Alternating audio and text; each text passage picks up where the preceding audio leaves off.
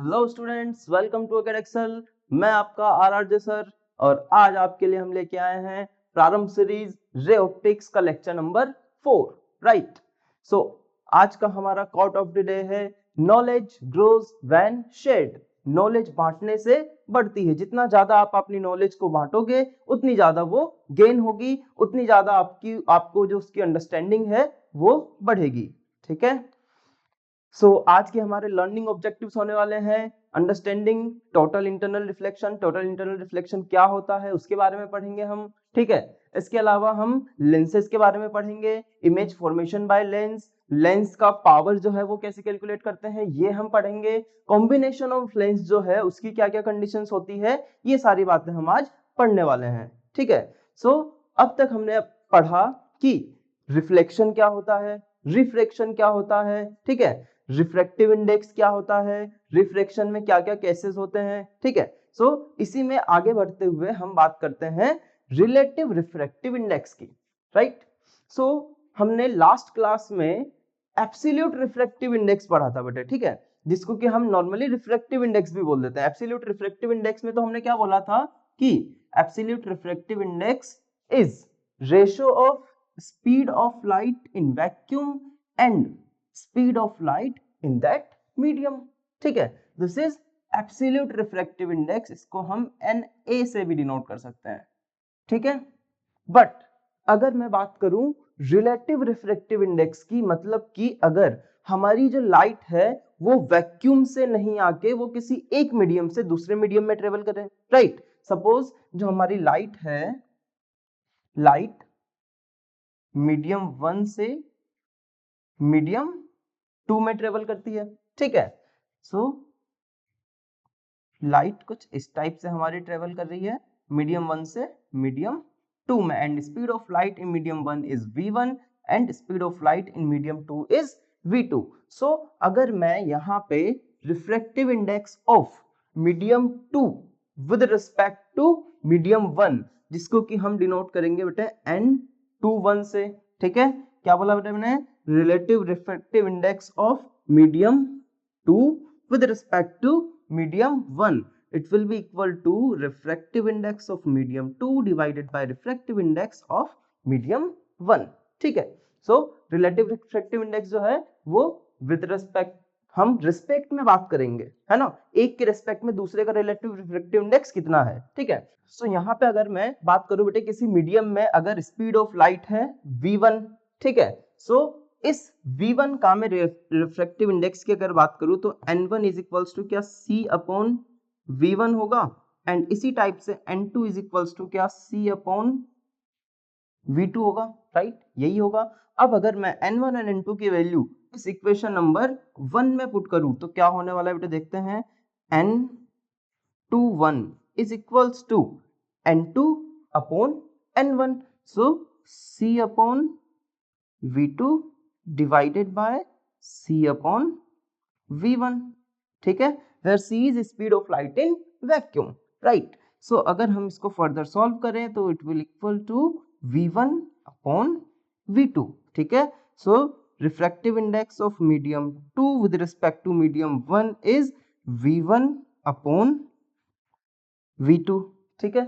अच्छा, ये क्या है बेटे, speed of light in medium. ठीक है। अब speed of light in medium की अगर मैं बात करूं तो क्या हम स्पीड ऑफ लाइट को फ्रीक्वेंसी मल्टीप्लाई बाय लैम्बडा लिख सकते हैं, मतलब कि फ्रीक्वेंसी मल्टीप्लाई बाय वेवलेंथ। अच्छा, जो फ्रीक्वेंसी है बेटे वो तो किसी भी लाइट के लिए फ्रीक्वेंसी, चाहे वो एक मीडियम से दूसरे मीडियम में, चाहे किसी भी मीडियम में जाए, वहां पे फ्रीक्वेंसी जो होगी वो सेम होगी। फ्रीक्वेंसी कभी चेंज नहीं होती किसी भी वेव की। यहाँ और यहाँ पे दोनों केस में फ्रीक्वेंसी सेम रहने वाली है। अगर मैं बात करूं इन दोनों फ्रीक्वेंसीज की, अगर हम बात करें v1 एंड v2 की, ये हो जाएगा बेटे frequency into wavelength in medium 1 and divided bye frequency into wavelength in the medium 2। ठीक है। वेवलेंथ जो है वो डेफिनेटली चेंज होगी, कल हमने बात की थी कि वेवलेंथ जो है वो चेंज होती है। n21 की वैल्यू हमारे पास क्या निकल के आई बेटे, लैम्बडा 1 डिवाइडेड बाय लैम्बडा 2। ठीक है। अच्छा, इसी टाइप से सेम अगर मैं बात करूं refractive index of medium 1 with respect to medium 2।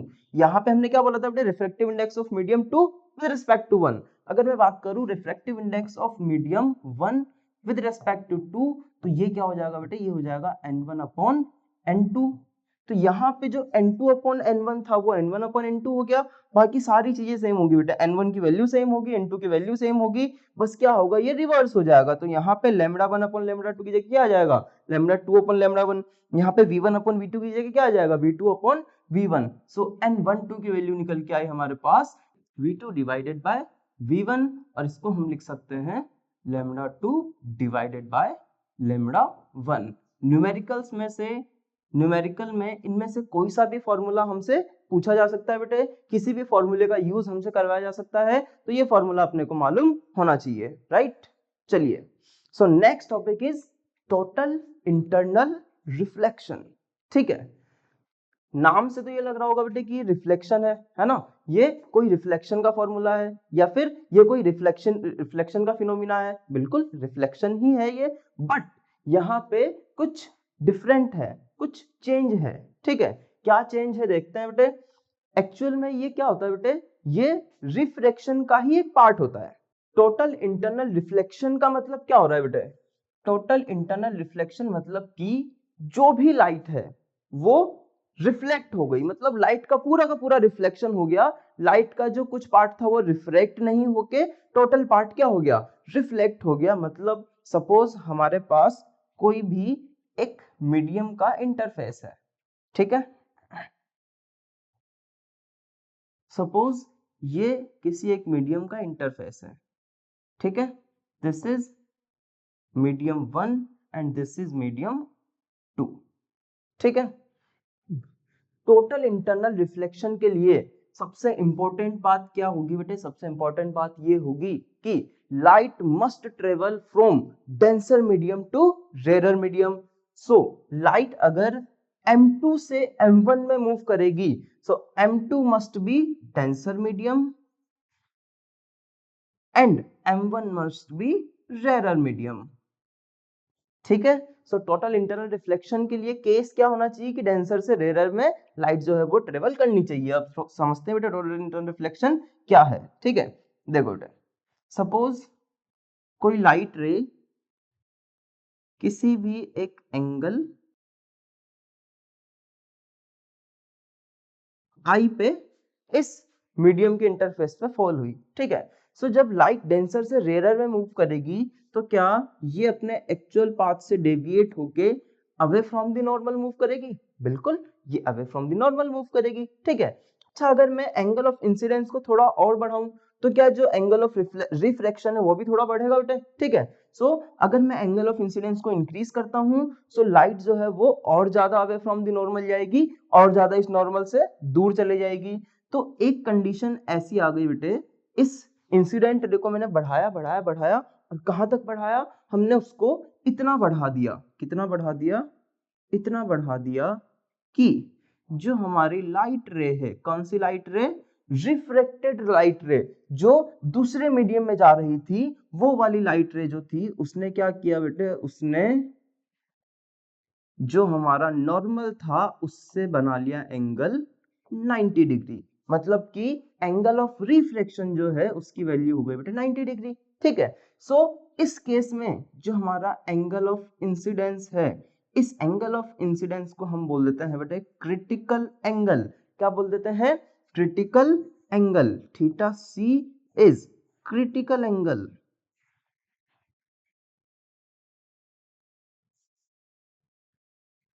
ठीक है, अब क्या होगा, अब एंगल ऑफ इंसिडेंस को हम बढ़ा रहे थे, अब हमने क्या किया, इस एंगल ऑफ इंसिडेंस को क्रिटिकल एंगल से भी ज्यादा कर दिया। ठीक है, जब हमने एंगल ऑफ इंसिडेंस को क्रिटिकल एंगल से भी बढ़ाया तो अब क्या होगा बेटे, अब जो हमारी लाइट रे थी वो 90 डिग्री का तो एंगल बना ही चुकी थी, क्या होगा ये 90 से भी ज्यादा एंगल बनाएगी, और जब 90 से ज्यादा एंगल बनाएगी तो क्या बेटे ये सेम मीडियम में आ जाएगी? बिल्कुल, ये जिस मीडियम से जा रही थी उसी मीडियम में आ जाएगी। तो इस लाइट का जो पार्ट है वो रेयर मीडियम में मूव करेगा ही नहीं, और इसी फिनोमिना को हम बोलते हैं बेटे टोटल इंटरनल रिफ्लेक्शन। क्या बोलते हैं बेटे? टोटल इंटरनल रिफ्लेक्शन, जिसको कि आप TIR भी लिख सकते हो। ठीक है, सो टोटल इंटरनल रिफ्लेक्शन क्या होता है बेटे? When light ray moves from denser medium to rarer medium. ठीक है, डेंसर से रेयरर में मूव करेगी लाइट, तो क्या होगा बेटे? जब angle of incidence, when angle of incidence is greater than theta C, मतलब greater than critical angle, then light will reflect in same medium और this is called total internal reflection. ठीक है बच्चों, चलो अच्छा, अब आगे की बात, टोटल इंटरनल रिफ्लेक्शन तो हो गया। ठीक है,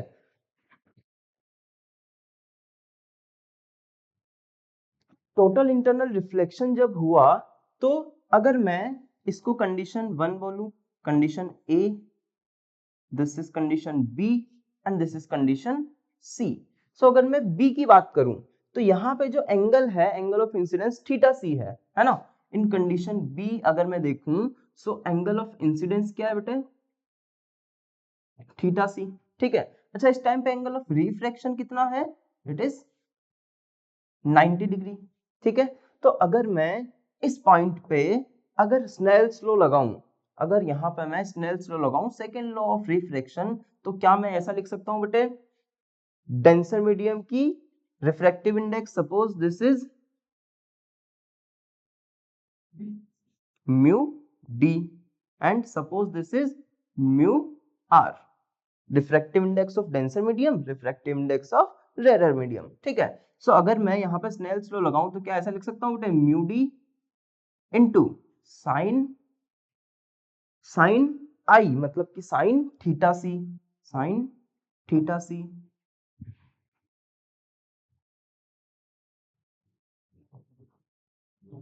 is equals to mu rare into sine 90 degree. ठीक है, अब यहां से अगर मैं साइन थीटा सी की वैल्यू देखूं बेटे, तो साइन थीटा सी क्या यहाँ पे साइन 90 की वैल्यू 1 हो जाएगी, तो sine theta C is equals to mu R divided by mu D, मतलब कि refractive index of medium denser, refractive index of rare medium and refractive index of denser medium का रेशो हो जाएगा हमारा साइन थीटा सी। ठीक है, अच्छा अब अगर मैं बोलूं कि if rare medium is air, ठीक है, if rare medium is air,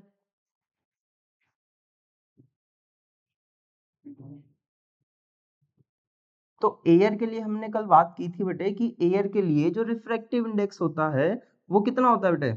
1 के इक्वल होता है। तो अगर एयर के लिए रिफ्रैक्टिव इंडेक्स 1 के इक्वल होगा, तो क्या साइन थीटा सी की वैल्यू 1 अपॉन, अब जो हमने डेंसर मीडियम बोला, उस डेंसर मीडियम के लिए सपोज जो म्यू है, जो हमारा रिफ्रैक्टिव इंडेक्स है, उसकी वैल्यू हो गई mu.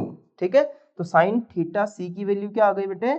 1 upon mu when rare medium is air. ठीक है, अच्छा इस म्यू को क्या हम सी अपॉन वी लिख सकते हैं? सो साइन थीटा सी की एक और वैल्यू आ गई बेटे, म्यू को लिख सकते हैं सी अपॉन वी। सो v जो है वो चला जाएगा ऊपर अपॉन c। ठीक है, सो इसका एक और फॉर्मूला आ गया।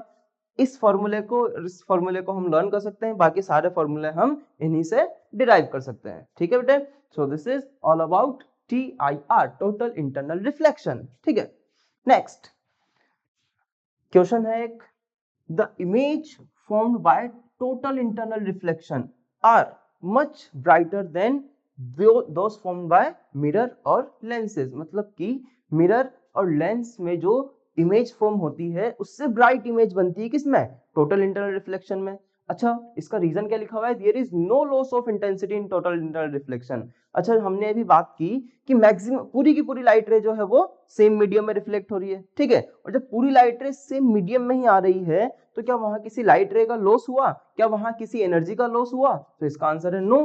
तो जब एनर्जी का लॉस ही नहीं हुआ, जब इंटेंसिटी का लॉस हुआ ही नहीं, तो जो हमारी ब्राइटनेस है वो कम नहीं होगी और जो ब्राइटनेस है वो मैक्सिमम होगी। कब? टोटल इंटरनल रिफ्लेक्शन के टाइम पे। तो इसका आंसर जो है वो फर्स्ट करेक्ट हो जाएगा, assertion and reason both are correct and reason is correct explanation of assertion. ठीक है?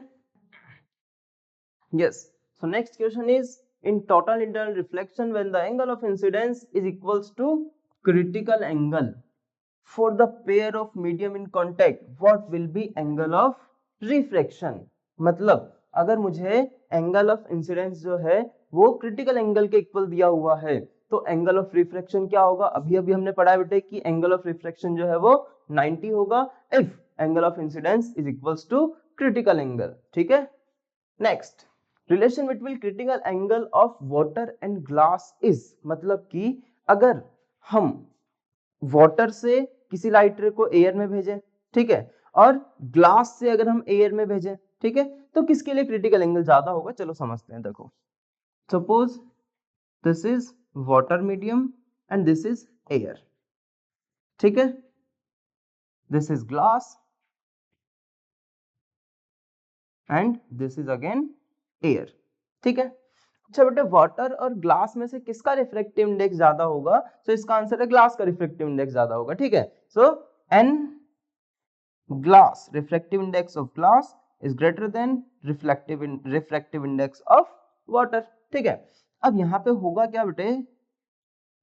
लाइट रे आई. ठीक है, यहां से भी लाइट रे आई. ठीक है. अब क्या होगा? ये लाइट रे जो है ये बेंड होगी. दोनों लाइट रे क्या होगी बेटे? बेंड होगी. ठीक है. अब वाटर और एयर का जो रिफ्रैक्टिव इंडेक्स है उसमें ज्यादा डिफरेंस होगा या फिर ग्लास और एयर के रिफ्रैक्टिव इंडेक्स में ज्यादा डिफरेंस होगा? तो इसका आंसर है ग्लास एंड एयर के रिफ्रैक्टिव इंडेक्स में ज्यादा डिफरेंस होगा, बिकॉज वाटर का जो रिफ्रैक्टिव इंडेक्स है वो ग्लास से भी कम है. ठीक है.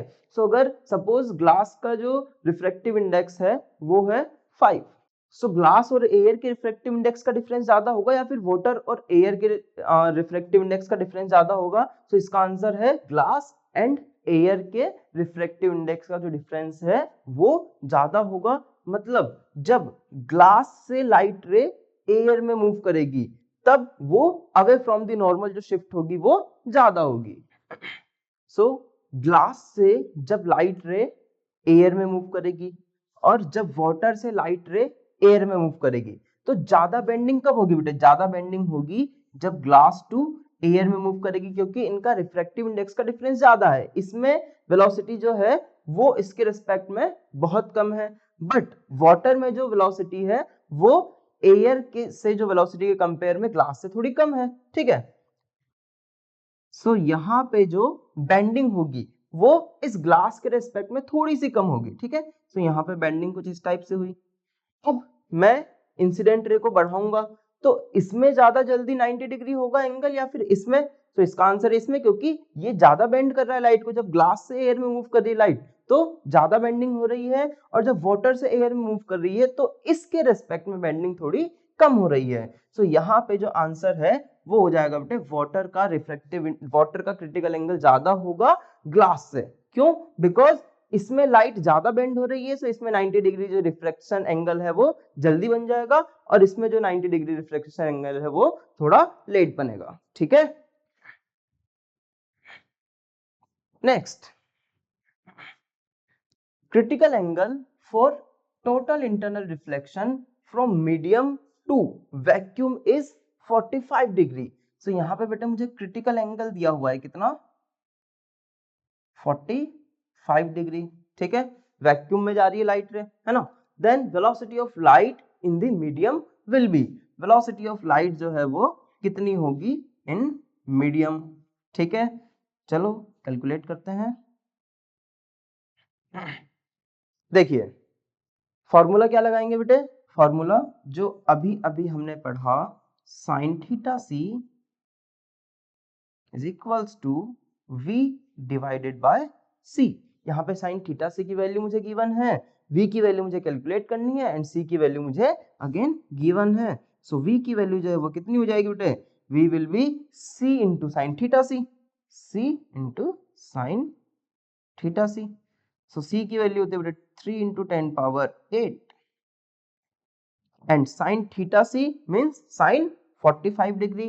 तो साइन 45 डिग्री की वैल्यू होती है बेटे 1/√2. तो तो इसका आंसर जो है फाइनल वो हो जाएगा 3/√2 multiply by 10 power 8 and metre per second. ठीक है, option number 2 is correct answer. Next, wavelength of light in two liquids X and Y is 3500 and 7000 angstrom. ठीक है, वेवलेंथ दी हुई है बेटे, वेवलेंथ दी हुई है, एक तो दी हुई है बेटे 3500 एंगस्ट्रॉम एंड सेकेंड वेवलेंथ दी हुई है हमें 7000 angstrom.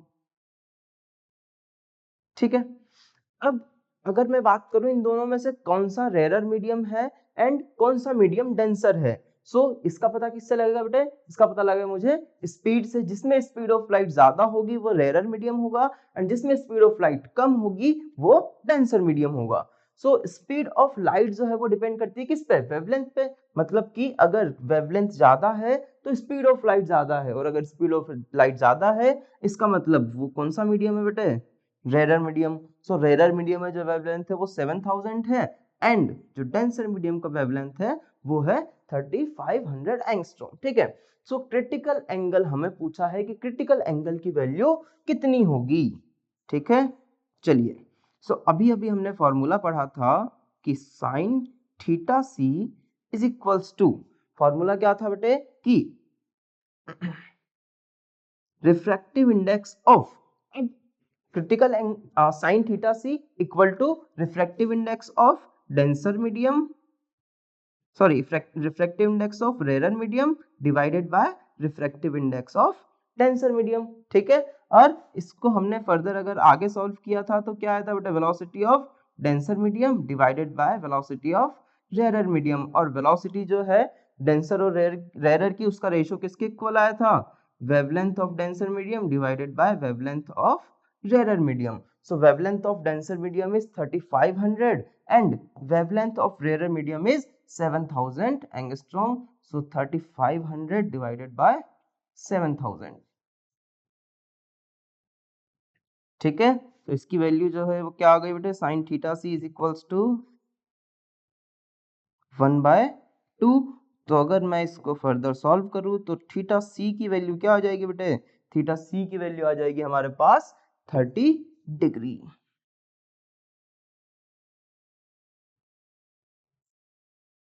Next, speed of light in medium A and B are 2 into 10 power 8, 10 power 10 and 1.5 into 10 power 10 centimeter per second respectively. A ray of light enters from medium B to A, an incident angle theta.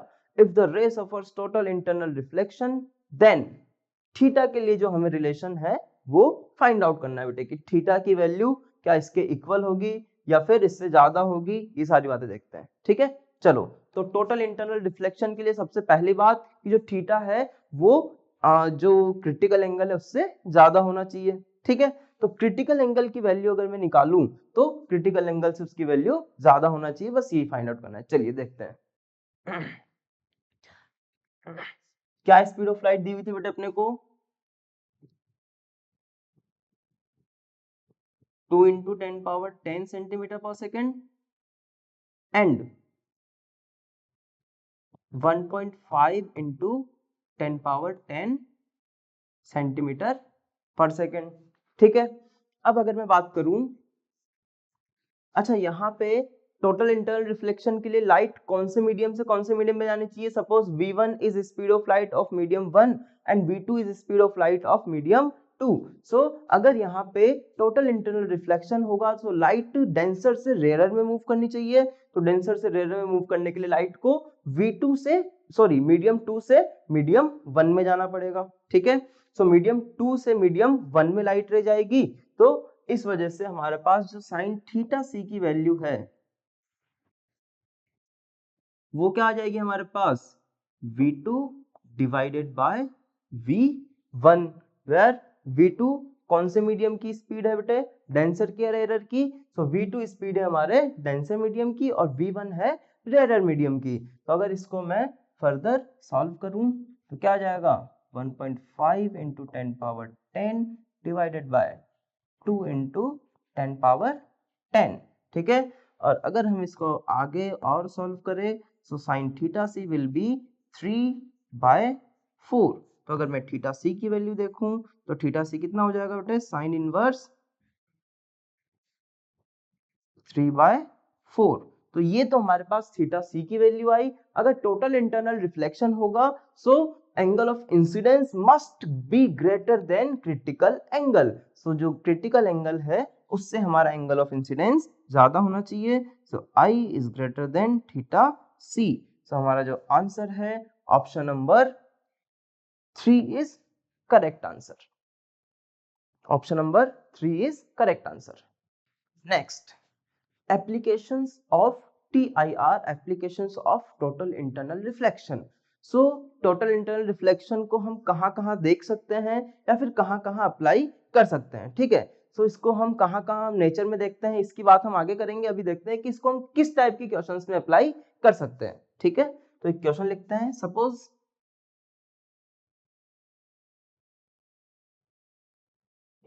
एक container है जिसमें कि हमने water fill किया हुआ है, ठीक है। एक कंटेनर में हमने वाटर फिल कर दिया, ठीक है।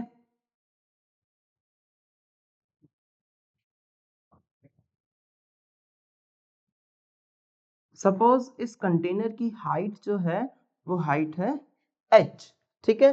और हमने यहाँ पे इसके बॉटम में एक सोर्स ऑफ लाइट रख दिया, this is source of light,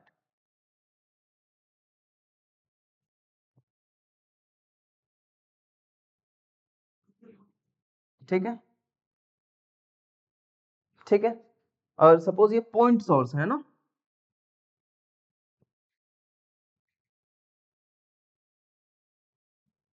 ठीक है।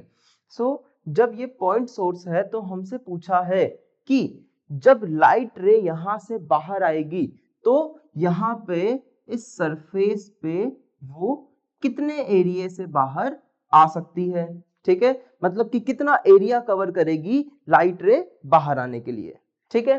तो यहाँ पे होगा क्या बेटे, होगा कुछ यूं कि जो हमारी लाइट रे है वो यहां से हर एक डायरेक्शन में लाइट रे निकलेगी।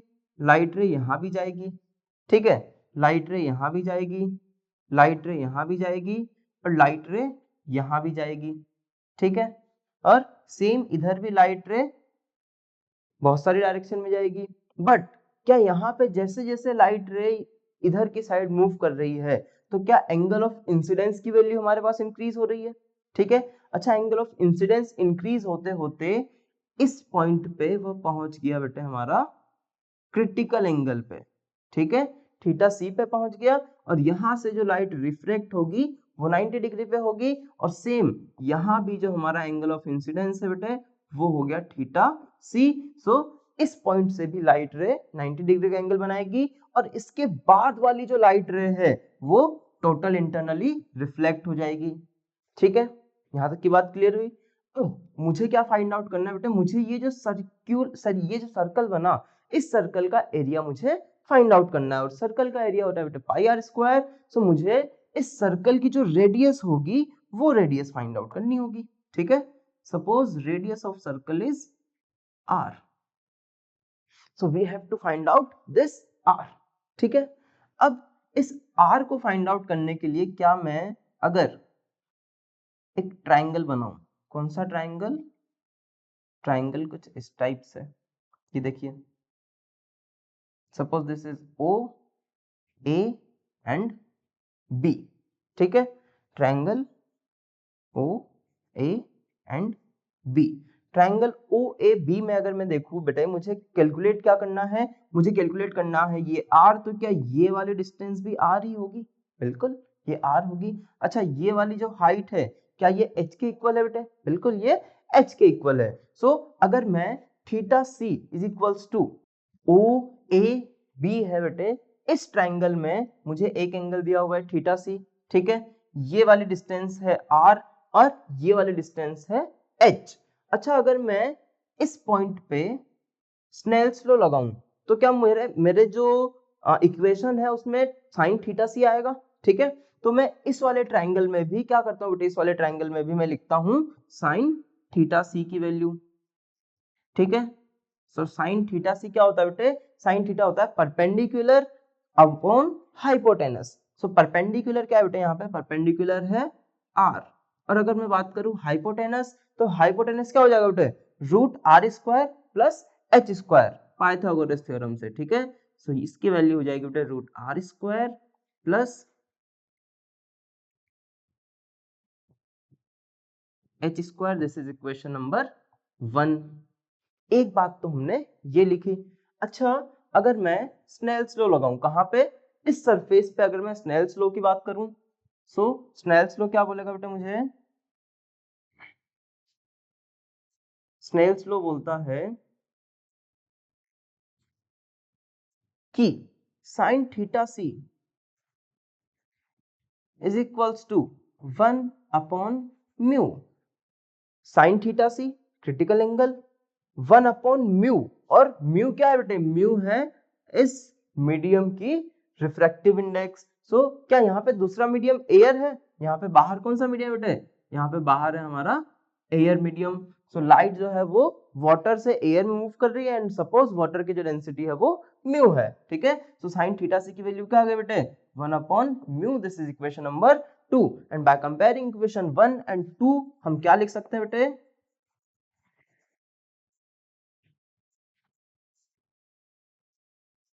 1 एंड 2 से हम लिख सकते हैं 1 upon mu is equals to R upon root over R square plus H square. Clear. अब क्या करेंगे बेटे, अब मुझे फाइंड आउट करनी है क्या, इस r की वैल्यू। तो r की वैल्यू फाइंड आउट करने के लिए सबसे पहले तो मैं इस पूरी इक्वेशन का स्क्वायर कर देता हूं, ठीक है। तो स्क्वायर करने पे क्या आ गया बेटे, 1 upon mu square is equals to R square divided by R square plus H square. Clear. मुझे r की वैल्यू फाइंड आउट करनी है, सो r की वैल्यू फाइंड आउट करने के लिए मैं क्रॉस मल्टीप्लाई करूंगा, क्रॉस मल्टीप्लाई करके हम लिख सकते हैं R square plus H square is equals to mu square R square, ठीक है। इस म्यू स्क्वायर आर स्क्वायर को भी इधर ले आते हैं, ठीक है। सो ये बन जाएगा बेटा आर स्क्वायर आ गया कॉमन, इस आर स्क्वायर को उधर ले जाते हैं एक्चुअली, ठीक है। सो ये हो जाएगा mu square minus 1 is equals to h square. So यहां से जो हमारे पास आर की वैल्यू निकल के आई, वो आर की वैल्यू हो जाएगी बेटे H square upon mu square minus 1। ये तो किसकी वैल्यू हुई बेटे, ये हुई हमारे पास आर स्क्वायर की वैल्यू। और अगर मुझे आर की वैल्यू फाइंड आउट करनी है तो मैं क्या कर दूंगा, इस पूरी इक्वेशन को रूट के अंदर लिख दूंगा। So R will be h divided by root over mu square minus 1. Clear? So this is relation between, this is radius of this circle, और अगर मुझे एरिया फाइंड आउट करना है तो क्या हो जाएगा बेटे, पाई आर स्क्वायर, ठीक है। चलिए नेक्स्ट, ग्लिटरिंग ऑफ डायमंड और स्पार्कलिंग ऑफ डायमंड। आपने डायमंड को देखा होगा बेटे, डायमंड जो है बहुत एक चमकीला चमकीला दिखता है अपने को, ठीक है। तो वो इतना ग्लिटरिंग क्यों करता है, उसका रीजन ये होता है बेटे कि जो डायमंड का रिफ्रैक्टिव इंडेक्स है वो होता है 2.5, अप्रोक्सीमेटली 2.5 होता है बेटे, ठीक है, किसका, डायमंड का, ठीक है। अब इसके लिए जो थीटा सी, जो क्रिटिकल एंगल की वैल्यू होती है वो बहुत कम होती है बेटे, 24.5, ठीक है ना।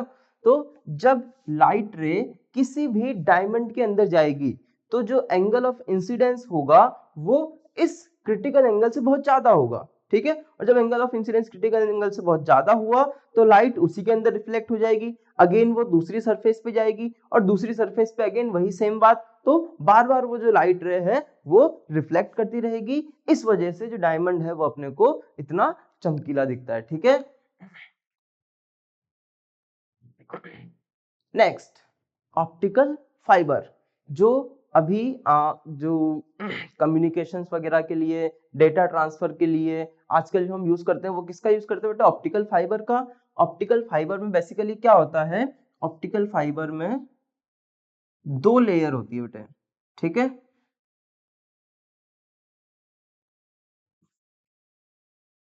दो डिफरेंट डिफरेंट टाइप की लेयर होती है। ये एक अंदर वाली लेयर जिसको कि हम बोलते हैं कोर। क्या बोलते हैं? Core. This is core and this is cladding, ठीक है। तो यहाँ पे बेसिकली होता क्या है बेटे, होता कुछ यूं है कि लाइट रे जो है वो लाइट रे आएगी, ठीक है। लाइट रे आई। अब कोर और क्लेडिंग में क्या होता है बेटे, कोर जो होता है ना ये होता है डेंसर, एंड जो क्लेडिंग होता है ये होता है बेटे रेयरर, ठीक है।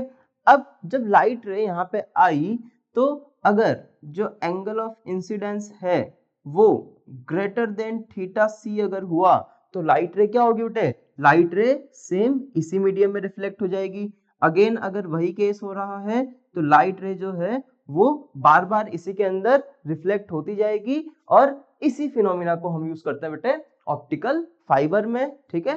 टोटल इंटरनल रिफ्लेक्शन को हम यूज करते हैं इसके लिए। कोर की जो डेंसिटी है, कोर की जो ऑप्टिकल डेंसिटी है वो ज्यादा होनी चाहिए कम होनी चाहिए बताओ, और कोर की जो ऑप्टिकल डेंसिटी है वो ज्यादा होनी चाहिए, बिकॉज जो हमारा टोटल इंटरनल रिफ्लेक्शन है वो कब होगा, जब light ray denser to rare medium में मूव करेगी। क्लियर? चलिए next, next topic is mirage, ठीक है। मिराज आप लोगों ने सबने देखा होगा आई थिंक, जब आप गर्मी के टाइम पे गाड़ी वाड़ी चलाते हो तो सामने ऐसा दिखता है कुछ पानी टाइप है ना।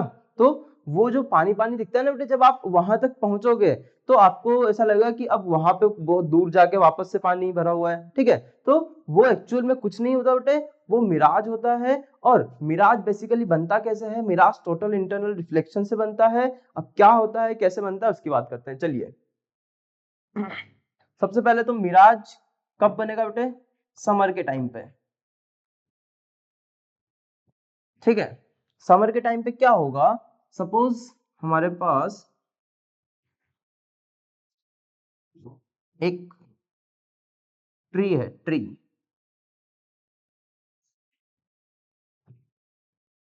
ठीक है। ये ट्री है, समर का टाइम चल रहा है ना। समर के टाइम में क्या होगा बेटे, समर के टाइम में जो हमारी अर्थ सरफेस है, अर्थ सरफेस के पास जो एयर की लेयर होगी वो जो है वो थोड़ी वार्म होगी, उसके ऊपर वाली जो लेयर है वो नीचे वाले के रेस्पेक्ट में थोड़ी कम वार्म होगी, ठीक है।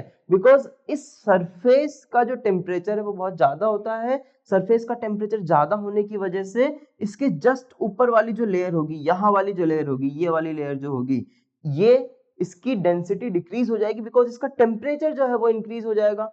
फिर इसके ऊपर वाली जो लेयर है इसकी डेंसिटी अगेन डिक्रीज, ठीक है। इसके ऊपर वाले लेयर, फिर इसके ऊपर लेयर, ठीक है। सो जैसे जैसे हम नीचे से ऊपर की साइड जाएंगे वैसे वैसे हम warm air to cold air move करेंगे। जैसे जैसे हम नीचे से ऊपर जाएंगे वैसे वैसे हम वार्म टू कोल्ड एयर की साइड मूव करेंगे, ठीक है। और जब वार्म टू कोल्ड एयर की साइड मूव करेंगे तो क्या हम optically denser, sorry optically rarer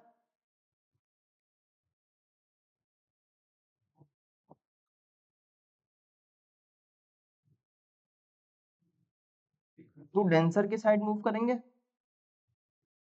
ठीक है। सो हम जैसे जैसे नीचे से ऊपर की साइड मूव करेंगे वैसे वैसे जो हमारा मीडियम है वो रेयरर से डेंसर होता जाएगा, ठीक है। अब यहाँ पे क्या होगा बेटे उसकी बात करते हैं। देखो होगा कुछ यूं कि जब लाइट रे इस ट्री से आएगी, जब लाइट रे इस ट्री से आई, ठीक है, तो इसको यहाँ पे बहुत सारी लेयर्स मिली, ठीक है। एयर की बहुत सारी डिफरेंट डिफरेंट लेयर मिली, है ना। ये बहुत सारी लेयर बनी हुई है सपोज, ठीक है। जब लाइट रे यहाँ पे आई तो पहले तो ये away from the normal band हुई, ठीक है। ये थोड़ी away from the normal band हुई, ठीक है, और away from the normal band हुई, ठीक है। है ना। जब और away from the normal bend हो गई, अब क्या होगा बेटे, अब away from the normal bend होते होते एक कंडीशन ऐसी आ गई कि एंगल ऑफ इंसिडेंस जो है वो एंगल ऑफ क्रिटिकल एंगल से बहुत ज्यादा हो गया। तो उस केस में जो हमारी लाइट रे है वो वापस सेम इसी मीडियम में रिफ्लेक्ट हो जाएगी। और अगर यहाँ पे कोई इंसान इसको देख रहा होगा तो इस इंसान को क्या लगेगा, इसको लगेगा कि जो ये लाइट रे है ये इधर से नहीं आके ये कहीं इधर से आ रही होगी, और जो इस ऑब्जेक्ट की इमेज है वो ऊपर नहीं दिख के इसको इस ऑब्जेक्ट की इमेज नीचे दिखेगी, और इसको लगेगा कि ये जो लाइट रे है वो नीचे से आ रही है। और इस कंडीशन को हम बोलते हैं बेटे मिराज। क्या बोलते हैं, मिराज। ये कब होगा, ये समर के टाइम पे होगा। Light ray denser to rare medium में मूव करेगी। ठीक है। So next question is which one of the following is not associated with the total internal reflection। ठीक है। सो ऑप्शंस क्या क्या गिवन है बेटे, ऑप्शंस है मिराज फॉर्मेशन, अभी अभी हमने पढ़ा कि मिराज फॉर्मेशन जो है वो टोटल इंटरनल रिफ्लेक्शन की वजह से होगा। ऑप्टिकल फाइबर कम्युनिकेशन, इसमें भी टोटल इंटरनल रिफ्लेक्शन का यूज होता है। एंड ग्लिटरिंग ऑफ डायमंड, इसमें भी टोटल इंटरनल रिफ्लेक्शन का यूज होता है। But dispersion of light, dispersion of light में टोटल इंटरनल रिफ्लेक्शन का यूज नहीं होता है। ये क्या होता है, कैसे होता है, इसकी बात हम करेंगे आगे वाले चैप्टर्स, आगे वाले वीडियोस में। ठीक है। चलिए next, reflection through curved surface. अभी तक जो भी हमने बात की बेटे वहां पे क्या हो रहा था, वहां पे एक प्लेन सरफेस थी, लाइट रे आती थी और प्लेन सरफेस से वो या तो अवे फ्रॉम द नॉर्मल या फिर टुवर्ड्स द नॉर्मल मूव करती थी। बट जो भी होता था प्लेन सरफेस के केस में होता था। बट अब अगर जो हमारी सरफेस है वो कुछ कर्व्ड सरफेस हो जाए, ठीक है, जैसा कि हमने मिरर में पढ़ा था, पहले तो हमने प्लेन मिरर पढ़ा था और फिर उसके बाद हमने कर्व्ड मिरर पढ़ा था। वैसे ही रिफ्लेक्शन में पहले प्लेन सरफेस से और फिर कर्व्ड सरफेस से बात करते हैं। ठीक है। चलिए, तो कर्व्ड सरफेस से अगर मैं बात करूं रिफ्लेक्शन की, कैसे होगा,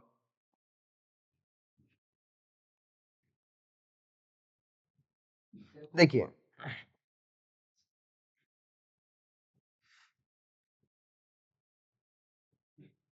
सबसे पहले अगर मैं बात करूं इस कर्व्ड सरफेस पे नॉर्मल क्या होगा, तो हमने पहले भी बोला है बेटे, इसका जो सेंटर ऑफ कर्वेचर से मिलाने वाली जो लाइन होगी, जो इसके सेंटर से मिलाने वाली लाइन होगी, वही लाइन इस पॉइंट पे क्या होगी बेटे, परपेंडिकुलर होगी। ठीक है।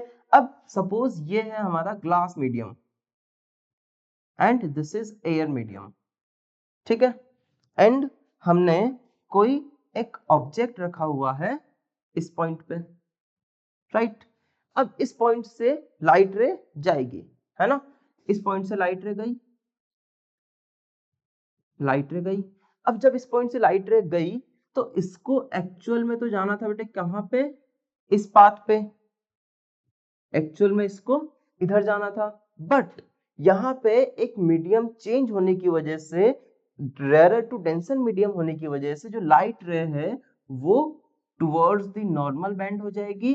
और जब लाइट रे टुवर्ड्स द नॉर्मल बेंड होगी तो जो ऑब्जेक्ट की इमेज है वो कहाँ बनेगी बेटे, वो यहाँ कहीं पे बन जाएगी।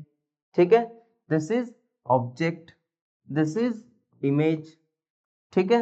And this is centre. Suppose centre जो है उसकी डिस्टेंस r है, इमेज की डिस्टेंस है v and object distance is u। ठीक है। तो सबसे पहले हम क्या करेंगे बेटे, सबसे पहले इसको मान लिया हमने o, ये हो गया a, ये हो गया c, ये हो गया i and suppose this is point p। ठीक है। तो सबसे पहले हम इस फेस पे स्नेल्स लॉ लगाते हैं। ठीक है। स्नेल्स लॉ अगर हम लगाएं,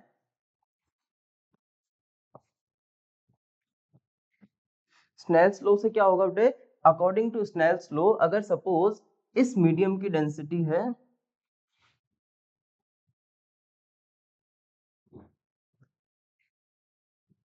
सपोज इस मीडियम का रिफ्रैक्टिव इंडेक्स है μ1 एंड इसका रिफ्रैक्टिव इंडेक्स है μ2 एंड μ1 इज लेस देन μ2। ठीक है। सो अब क्या होगा बेटे, अगर इस टाइप की कंडीशन है तो स्नेल्स लॉ अगर हम लगाएं तो μ1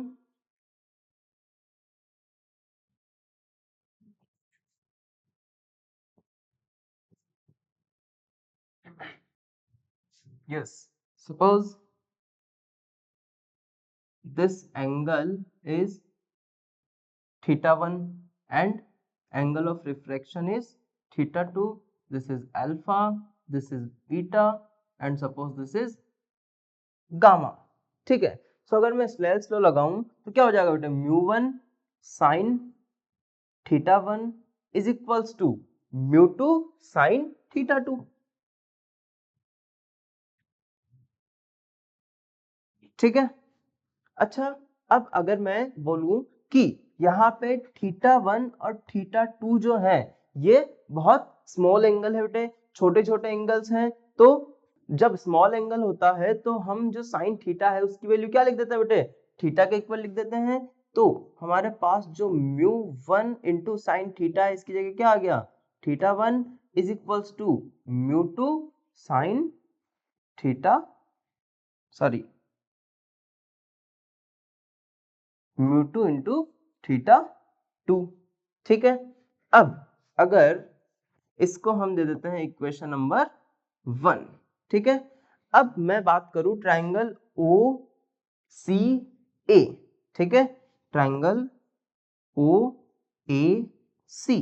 अगर इसमें मैं इस थीटा 1 की बात करूं तो क्या theta 1 is equals to alpha plus beta होगा. Theta 1 is equals to alpha plus beta. So theta 1 is equals to alpha plus beta. And अगर मैं बात करूं बेटे ट्राइंगल ए सी, इसको हम नाम देते हैं बी. ठीक है. So triangle A C B की अगर मैं बात करूं तो क्या इसमें इस बीटा को हम थीटा 2 प्लस गामा लिख सकते हैं. So beta is equals to theta 2 plus gamma. ठीक है. यहां से थीटा 1 की वैल्यू तो ये आ गई, और अगर मैं थीटा 2 की वैल्यू देखूं तो क्या थीटा 2 की वैल्यू बीटा माइनस गामा हो जाएगी. बिल्कुल, ये हो जाएगी बेटे बीटा माइनस गामा. ठीक है. सो इन सब क्वांटिटी, ये सारी जो हमने वैल्यूज निकाली उनको हम यहाँ पे पुट करते हैं. ठीक है. So this is mu 1 and theta 1 की जगह हमने लिखा बेटे alpha plus beta. So it will be mu 1 alpha plus mu 1 beta, और म्यू 2 थीटा 2 की जगह क्या लिखना है बेटा, beta minus gamma. So mu 2 beta minus mu 2 gamma. ठीक है. अब अगर मैं बेटे स्मॉल एंगल के लिए इस अल्फा की वैल्यू देखूं तो क्या अल्फा जो है वो 10 अल्फा के इक्वल होगा for small angles. Yes, alpha 10 alpha के इक्वल होगा. और अगर 10 अल्फा की वैल्यू देखूं तो क्या ये पी ए अपॉन ओपी हो जाएगा बेटे, है ना. सो अल्फा की वैल्यू क्या हो जाएगी, अल्फा की वैल्यू हो जाएगी बेटे पी ए अपॉन ओपी. ठीक है. सेम अगर ऐसे ही मैं बीटा की वैल्यू देखूं तो क्या इस बीटा की वैल्यू पी ए अपॉन ओसी हो जाएगी, पी ए अपॉन पीसी हो जाएगी, P A upon PC. And जो गामा है क्या उसकी वैल्यू बेटे पी ए अपॉन पीबी हो जाएगी. सो गामा की वैल्यू क्या हो गई बेटे, P A upon P B. ठीक है. अब इसको अगर मैं यहाँ पे बेटे पीसी देखूं तो ये क्या है आर, पीबी देखूं तो ये क्या है हमारे पास वी, एंड अगर ओपी की बात करूं तो ये क्या है बेटे यू. बट यू क्या ये माइनस में आ रहा है, तो यस ये माइनस में आ रहा है. तो अल्फा की वैल्यू क्या हो गई बेटे, अल्फा की वैल्यू हो गई हमारे पास P A upon minus U, P A upon minus U. Beta की वैल्यू क्या हो गई बेटे P A upon R, and जो गामा है इसकी वैल्यू हो जाएगी बेटा हमारे पास पी ए अपॉन वी. ठीक है. सो यहाँ पे जो हमारे पास अल्फा बीटा एंड गामा की वैल्यूज अगर मैं पुट करूं तो ये हो जाएगी बेटे म्यू 1 मल्टीप्लाई बाय, अच्छा जो पी ए है बेटे पी ए सब जगह आएगा, पी ए यहाँ भी आएगा, यहाँ भी आएगा, यहाँ भी आएगा और यहाँ भी आएगा, तो उसको उड़ा देते हैं, पी ए को उड़ा दिया हमने. सो अल्फा की जगह क्या बच गया, अल्फा की जगह बच गया बेटे minus U plus mu 2 upon V is equals to mu 2 minus mu 1 divided by R. ये एक रिलेशन निकल के आया बेटे, इसको अच्छे से लिख देते हैं mu 2 upon V minus mu 1 upon U is equals to mu two minus mu one divided by R. ये हमारे पास एक रिलेशन निकल के आया। ये रिलेशन हमें क्या बता रहा है? ये रिलेशन हमें बता रहा है कि u, v एंड r में क्या रिलेशन है। ठीक है, आगे की बात करते हैं।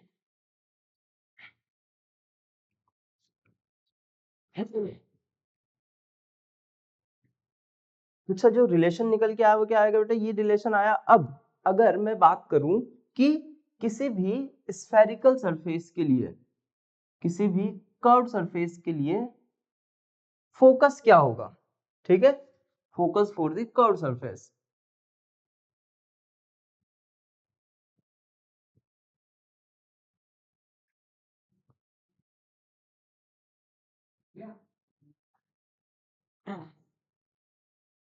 सो बेटा दो फोकस हो सकते हैं किसी भी कर्व सरफेस के लिए। ठीक है, एक फोकस तो क्या होगा? सपोज हमने किसी ऑब्जेक्ट को यहां रखा। ठीक है, हमने ऑब्जेक्ट को किसी ऐसे पॉइंट पे रखा कि उसकी जो इमेज है वो इमेज बन रही है बेटा इनफाइनाइट पे। कहां बन रही है इमेज? इमेज बन रही है इनफाइनाइट पे। ठीक है, इमेज कहां बन रही है बेटे? इमेज बन रही है इनफाइनाइट पे। तो ये हो जाएगा बेटे हमारा ऑब्जेक्ट फोकस।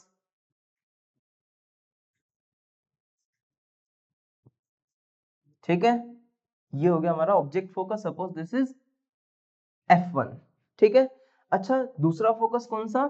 दूसरा फोकस कुछ यूं कि अगर कोई ऑब्जेक्ट इनफाइनाइट पे रखा हुआ है, इनफाइनाइट पे कोई ऑब्जेक्ट रखा हुआ है, वो जिस पॉइंट पे मीट करेगा वो पॉइंट भी तो हमारा फोकस ही होता है बेटे, है ना?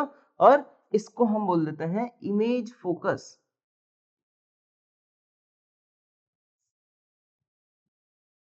ठीक है, ये हो गया हमारा इमेज फोकस। सो F1 के लिए for object focus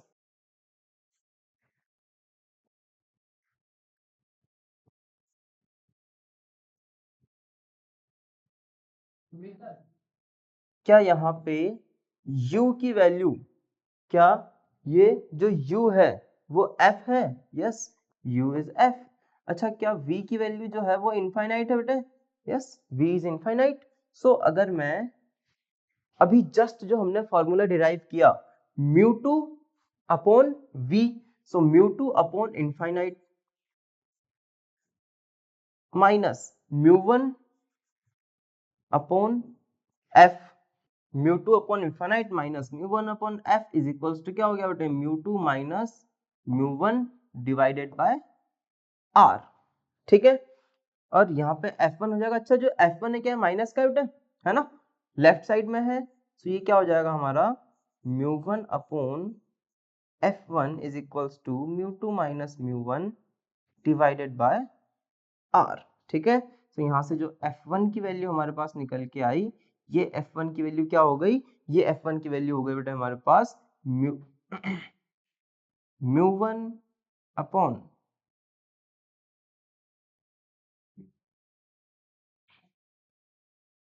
mu two minus mu one into R. ठीक है, और अगर मैं सेम अगर इमेज फोकस की बात करूं, ठीक है,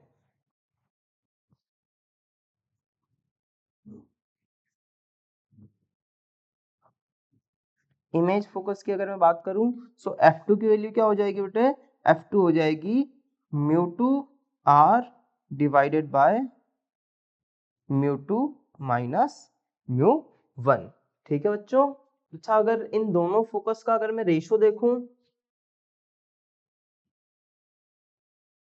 अगर इनका मैं रेशो देखूं,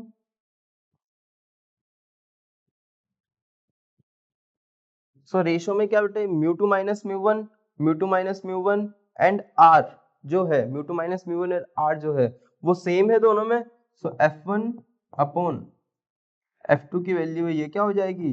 mu one upon mu to. ठीक है, नेक्स्ट नेक्स्ट टॉपिक क्या है बेटा हमारा? नेक्स्ट टॉपिक है लेंस। ठीक है, लेंस क्या होता है?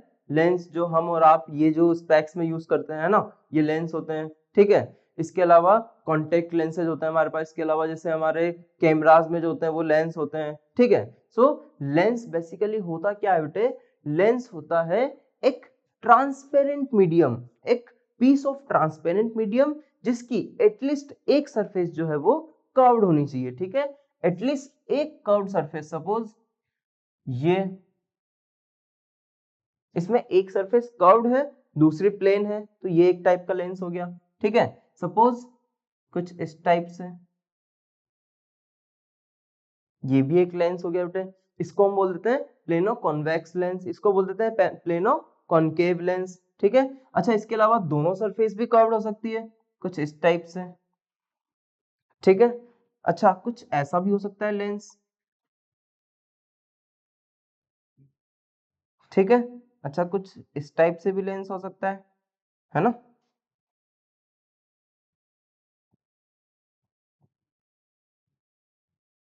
सो डिफरेंट डिफरेंट जो है वो हमारे पास लेंसेज हो सकते हैं, ठीक है। सो बस कंडीशन क्या होनी चाहिए कि मिनिमम एक सरफेस जो है वो कर्व्ड सरफेस होनी चाहिए, राइट। सो अब हम बात करते हैं लेंस की। सो लेंस में बेटे क्या क्या बातें होंगी इसकी बात करते हैं। देखो बेसिकली हम यहाँ पे इतने सारे लेंसेज को नहीं पढ़ के हम केवल दो टाइप के लेंस की बात करेंगे। हम बात करेंगे बेटे एक तो कॉन्वेक्स लेंस एंड दूसरी हम बात करेंगे बेटे कॉनकेव लेंस, ठीक है। अगर इसके दोनों साइड के जो रेडियस है वो अगर सेम है तो इनको हम इक्वी कॉन्वेक्स लेंस बोल देते हैं। दोनों साइड के रेडियस अगर सेम है तो इक्वी कॉनकेव लेंस बोल देंगे। अगर दोनों साइड के रेडियस इक्वल नहीं है, अगर वो डिफरेंट डिफरेंट है, तो इसको हम बाय कॉन्वेक्स लेंस एंड इसको हम बाय कॉनकेव लेंस बोल देंगे, ठीक है। चलिए, सो अब आगे की बात करते हैं। सपोज लेंस में और क्या क्या बातें होती है देखते हैं बेटा। देखो लेंस का ऐसा पॉइंट जहां से जो लाइट रे है वो बिना किसी डेविएशन के चली जाए, ठीक है, बिना किसी डेविएशन के चली जाए। This point O is called optical centre. क्या होता है बेटे ये ऑप्टिकल सेंटर, ठीक है। अच्छा, यहां पे भी सेम वैसी ही बात बेटे कि पॉइंट जहां से बिना किसी डेविएशन के लाइट रे निकल जाए, that point is called optical centre, ठीक है। So this is optical centre. अब नेक्स्ट अगर हम बात करें प्रिंसिपल एक्सिस की, ठीक है।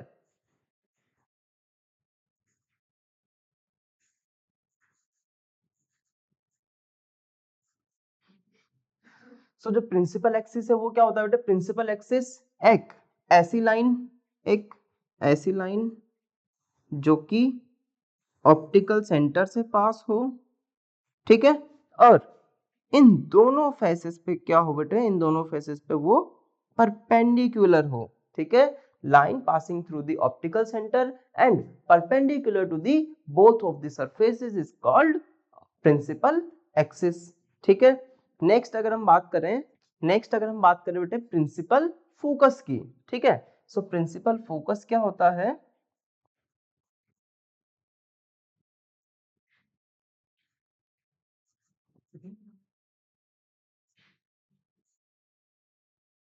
प्रिंसिपल फोकस बेटे लेंस में दो प्रिंसिपल फोकस हो सकते हैं, ठीक है। दो प्रिंसिपल फोकस कैसे, जैसा कि अभी हमने लास्ट कर्व्ड सरफेस में बात की थी, ठीक है। यहाँ पे भी दो प्रिंसिपल फोकस थे, एक तो ऑब्जेक्ट फोकस एंड दूसरा क्या था हमारा इमेज फोकस। सेम वैसे ही यहाँ पे भी हमारे पास दो प्रिंसिपल फोकस हो सकते हैं बेटे।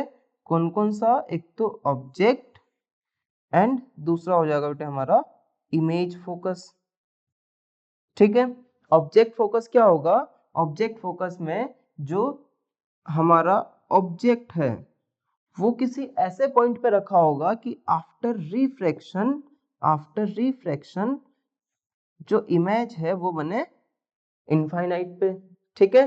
और तो इसको हम बोलेंगे बेटे ऑब्जेक्ट फोकस, ठीक है। And distance between this focus and optical center is called is called,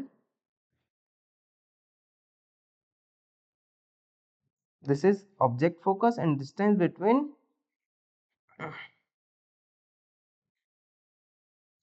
this is called focal length. ठीक है, और सेम यहाँ पे क्या हो जाएगा बेटे, अगर कोई लाइट रे इनफाइनाइट से आ रही है, कोई ऑब्जेक्ट अगर इनफाइनाइट पे रखा हुआ है, तो जहां पे इमेज फॉर्म होगी उसको हम बोलेंगे इमेज फोकस। ठीक है, और ये डिस्टेंस हो जाएगी हमारे पास focal length. Distance between focus and optical centre is called the focal length. Next हम बात करें बेटे किसकी, अपर्चर की। ठीक है, जैसा कि हमने पहले मिरर में भी पढ़ा था, अपर्चर क्या होता है,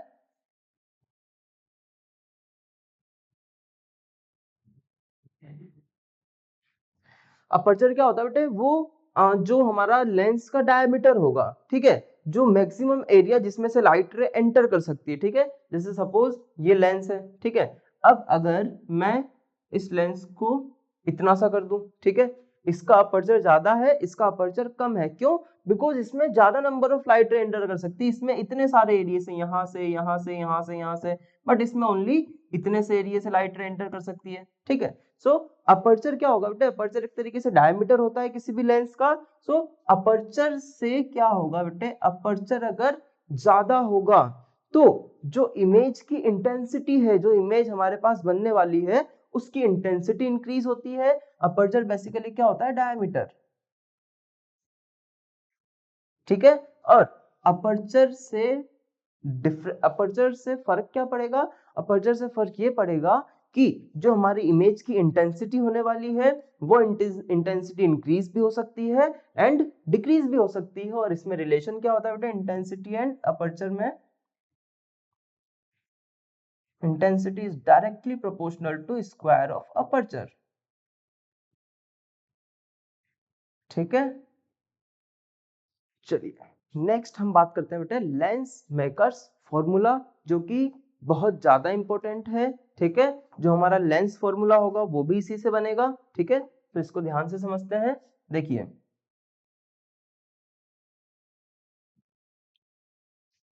सपोज ये हमारे पास कोई एक लेंस है, ठीक है, लेंस से जब रिफ्रैक्शन होगा तो इमेज किस टाइप से बनेगी उसकी बात करते हैं। यहाँ पे बनाते हैं, इधर बनाते हैं बेटे। ठीक है,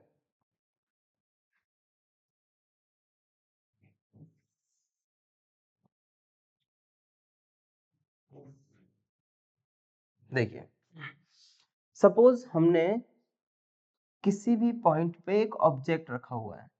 ठीक है, सपोज हमने यहाँ पे एक ऑब्जेक्ट को रखा हुआ है। ठीक है, अब यहां से जो लाइट रे है वो कुछ इस टाइप से गई। ठीक है, अब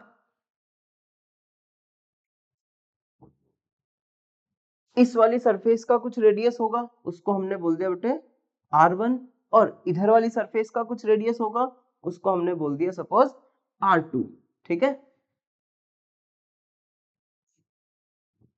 ठीक है, सपोज यहाँ पे इसका रेडियस इसको हमने बोल दिया r2, और इस पॉइंट पे हमारा ऑब्जेक्ट रखा हुआ है, दिस इज r2, और ये ऑब्जेक्ट रखा हुआ है। अच्छा, अब होगा क्या बेटे, होगा कुछ यूं कि जो हमारी लाइट रे है वो क्या होगी, लाइट रे इस पॉइंट पे पहुंचते ही वो कुछ away from the normal move करेगी। ठीक है, तो अवे फ्रॉम द सॉरी, जो लाइट रे है वो टुवर्ड्स द नॉर्मल मूव करेगी, क्यों, बिकॉज लाइट रे एयर से कहां पे जा रही है, ग्लास के अंदर। ठीक है, सो लाइट रे कहां मूव की बेटे, टुवर्ड्स द नॉर्मल। कहां तक, जब तक इसको कोई दूसरा इंटरफेस नहीं मिल गया दो मीडियम का, तो इस पॉइंट तक तो ये मूव की इस लाइन पे। अच्छा, अगर मैं इस सरफेस की वजह से देखूं, जो फर्स्ट वाली सरफेस है, क्या उसकी वजह से इस ऑब्जेक्ट की जो इमेज थी वो कहीं यहां पे बनने वाली थी, इसको मैंने दे दिया बेटे I1, और इस डिस्टेंस को हमने बोल दिया V1। बट अब क्या हुआ बेटे, अब हुआ कुछ यूं कि जो हमारी लाइट रे है उसको फिर से एक इंटरफेस मिल गया। ठीक है, फिर से उसको एक इंटरफेस मिला, तो जैसे ही उसको दूसरा इंटरफेस मिला, तो अब जो लाइट रे है यहां से क्या करेगी बेटे, यहां से वो फिर से जो अवे फ्रॉम द नॉर्मल है या तो उधर या फिर टुवर्ड्स द नॉर्मल मूव करेगी। तो लाइट रे कुछ इस टाइप से जा रही, अब हमारा जो नॉर्मल था वो कुछ इस टाइप से था और लाइट रे को इधर जाना था। अब लाइट रे जब डेंसर से रेयर मीडियम में गई तो कहाँ मूव करनी चाहिए, लाइट रे मूव करनी चाहिए अवे फ्रॉम द नॉर्मल। तो जो लाइट रे है वो away from the normal move करके कहीं इस पॉइंट पे जो है वो यहाँ मीट करेगी और यहाँ पे हमारा एक्चुअल जो इमेज है उसका फॉर्मेशन होगा और suppose this distance is v। ठीक है, तो बहुत सारे डिस्टेंसेस आ गए हमारे पास। एक तो हो गया हमारे पास ऑब्जेक्ट डिस्टेंस u, ठीक है। फर्स्ट रेडियस ऑफ कर्वेचर हो गया हमारा r1, second r2, v1 and v। ठीक है, अब हम क्या करेंगे बेटे, अब जो ये दोनों हमारे पास सरफेसेस हैं, इन दोनों सरफेस पे अभी अभी जो हमने रिलेशन निकाला था उस रिलेशन को अप्लाई करते हैं। ठीक है, इसको मैंने सपोज बोल दिया this is surface 1, this is surface 1 and this is surface 2। ठीक है, तो अगर मैं सरफेस 1 की बात करूं,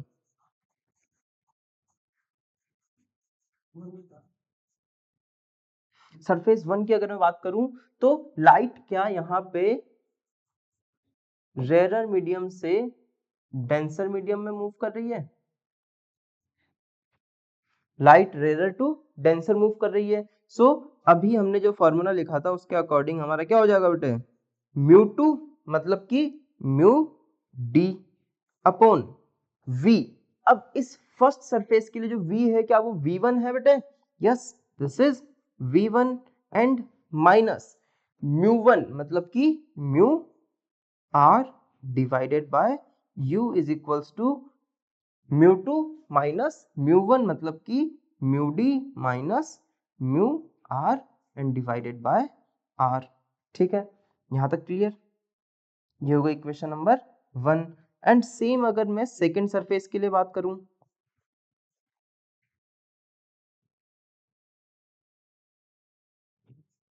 तो क्या बेटा सेकंड सरफेस के लिए अब जो ऑब्जेक्ट है इस सरफेस के लिए क्या ये I1 जो है वो ऑब्जेक्ट का काम करेगी, क्योंकि इस सरफेस पे तो ये वाली लाइट रे आई जो कि ऑब्जेक्ट कहां बना रही थी I1 पे। तो सरफेस 2 के लिए जो I1 है वो ऑब्जेक्ट का काम करेगा और जो लाइट है वो डेंसर टू रेयर में आ रही है अब।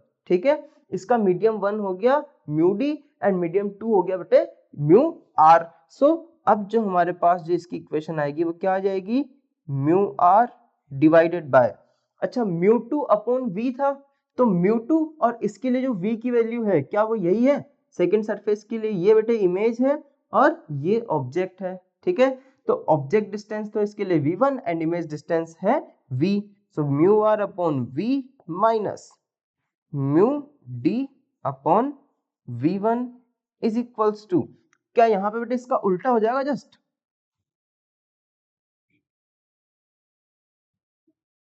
है ना, इसका उल्टा हो जाएगा mu R minus mu D divided by R. Clear. अब अच्छा ये r और r जो है वो एक तो r1 था और एक r2 था, ये सरफेस 1 के लिए हमने बात की थी, तो सरफेस 1 के लिए जो था हमारा वो r1 एंड सरफेस 2 के लिए हमारा हो गया r2। ठीक है, अब अगर इन दोनों इक्वेशंस को मैं फर्दर सॉल्व करूं, ठीक है,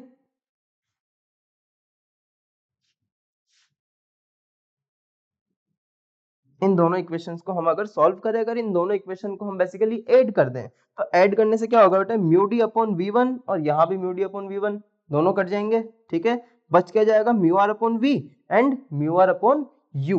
ठीक है, तो लेफ्ट साइड में क्या बच गया बेटा हमारा, mu R upon V minus mu R upon U. ठीक है,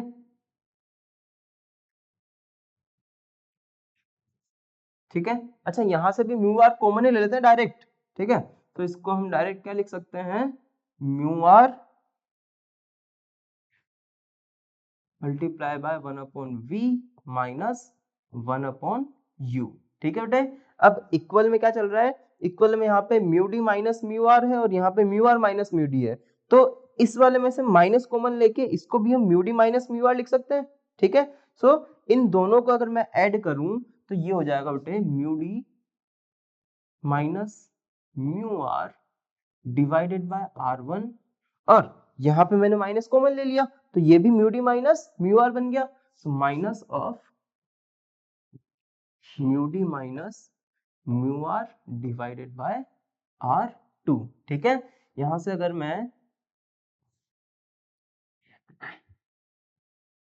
इसको अगर मैं फर्दर आगे सॉल्व करके ऐसा लिखूं 1/v minus 1/u is equals to mu D minus mu R multiply by 1/r1 minus 1/r2। तो किसी को दिक्कत? नो दिक्कत। चलो, तो क्या यहाँ पे हम बेटे इस म्यू आर को भी उधर ले जा सकते हैं?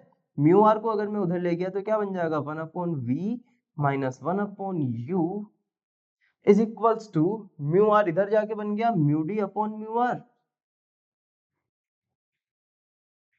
Minus 1 and 1/r1 minus 1/r2। ठीक है। अच्छा, ये जो mu D upon mu R है, क्या बेटा ये लेंस का रिफ्रैक्टिव इंडेक्स बन सकता है? अगर जो मीडियम सेकंड है हमारा, ये अगर एयर है तो क्या इसको हम रिफ्रैक्टिव इंडेक्स ऑफ लेंस लिख सकते हैं? और suppose refractive index of lens is mu, so it will be mu minus 1/r1 minus 1/r2। ठीक है, ये वाली बात हुई। अच्छा, अब अगर मैं बात करूं कि हमने ऑब्जेक्ट को रख दिया इनफाइनाइट पे, तो क्या इमेज फोकस पे बनेगी? इफ u इज इनफाइनाइट, सो क्या जो हमारी इमेज है वो फोकस पे बनने वाली है? बिल्कुल, वो इमेज फोकस पे बनेगी। क्या हम इसको 1/f minus 1/infinite which will be 0, so 1/f is equals to mu minus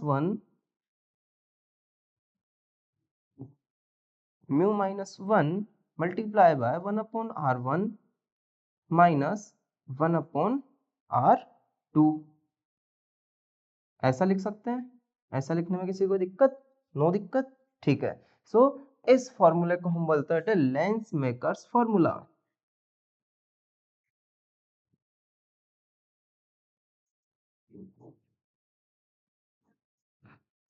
ठीक है, और अगर अगर मैं इस वाली इक्वेशन और इस वाली इक्वेशन को देखूं, suppose this is equation number A and this is equation number B, so क्या from equation A and B दोनों की राइट हैंड साइड इक्वल है बेटे?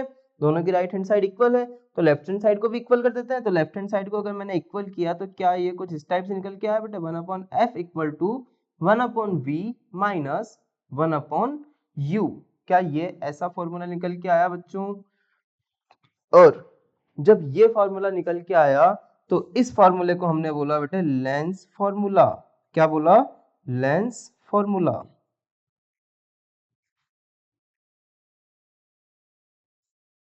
ठीक है, और इसको हम बोल सकते हैं Gaussian form of lens formula. ठीक है, चलिए, तो ये जो फॉर्मूला बेटा ये बहुत इंपॉर्टेंट फॉर्मूला है, जैसा कि हमने मिरर में भी पढ़ा था ऐसा फॉर्मूला। ठीक है, मिरर में क्या था? बस यहाँ पे 1/v प्लस 1/u था, वहां हमने डिराइव नहीं किया था। ठीक है, सो यहाँ पे हमने इसको डिराइव भी कर दिया, 1/v प्लस 1/u था वहां पे, बस डिफरेंस क्या है? 1/v माइनस 1/u आ जाएगा यहाँ पे। तो कंफ्यूज बिल्कुल नहीं होना है, एकदम ध्यान से अच्छे से प्रैक्टिस करनी है। चलिए, so next topic is magnification. ठीक है, अगेन मैग्निफिकेशन क्या होता है? मैग्निफिकेशन जैसा कि हमने पहले पढ़ा था, ratio of height of image to the height of object. ठीक है, तो मैग्निफिकेशन क्या हो जाएगा बेटे? Magnification is height of image divided by height of object. ठीक है, इसका एक और फॉर्मूला जैसा कि हमने मिरर में भी पढ़ा था वैसा ही यहाँ पे भी हो जाएगा, बट वहां पे माइनस v अपॉन यू था, यहाँ पे ओनली v अपॉन यू है। ठीक है, इसका एक और formula f upon f minus u, ये तो हमने पढ़ा था बेटे मिरर में, बट यहाँ पे हो जाएगा f प्लस u। और इसके अलावा एक और formula f plus f minus v divided bye f, ये फॉर्मूला हमने मिरर में भी ऐसा ही पढ़ा था और यहाँ पे भी ये सेम होगा। तो ये हो गया बेटे हमारा मैग्निफिकेशन। ठीक है, ठीक है, अगेन अगर मैग्निफिकेशन जो है वो हमें गिवन है तो मैग्निफिकेशन पॉजिटिव होगा या नेगेटिव उस पर डिपेंड करेगी सारी बातें। मैग्निफिकेशन लेस देन 1 है या ग्रेटर देन 1 है, इन सब से हम क्वेश्चंस करेंगे। ठीक है, चलिए पहला rules to obtain image from lens की बात करते हैं बेटे। लेंस से अगर मुझे इमेज बनानी है तो उसके लिए कुछ रूल्स होंगे, जैसा कि हमने मिरर में बात की थी। ठीक है, 3 रूल्स वहां भी पढ़े थे एंड सेम 3 रूल्स जो है वो यहाँ भी होंगे। ठीक है, फर्स्ट, सेकंड एंड थर्ड। ठीक है, पहले हम बात करेंगे बेटे कॉन्वेक्स लेंस की। किसकी? कॉन्वेक्स लेंस की। एंड देन हम बात करेंगे बेटे किसकी? कॉन्केव लेंस की। ठीक है,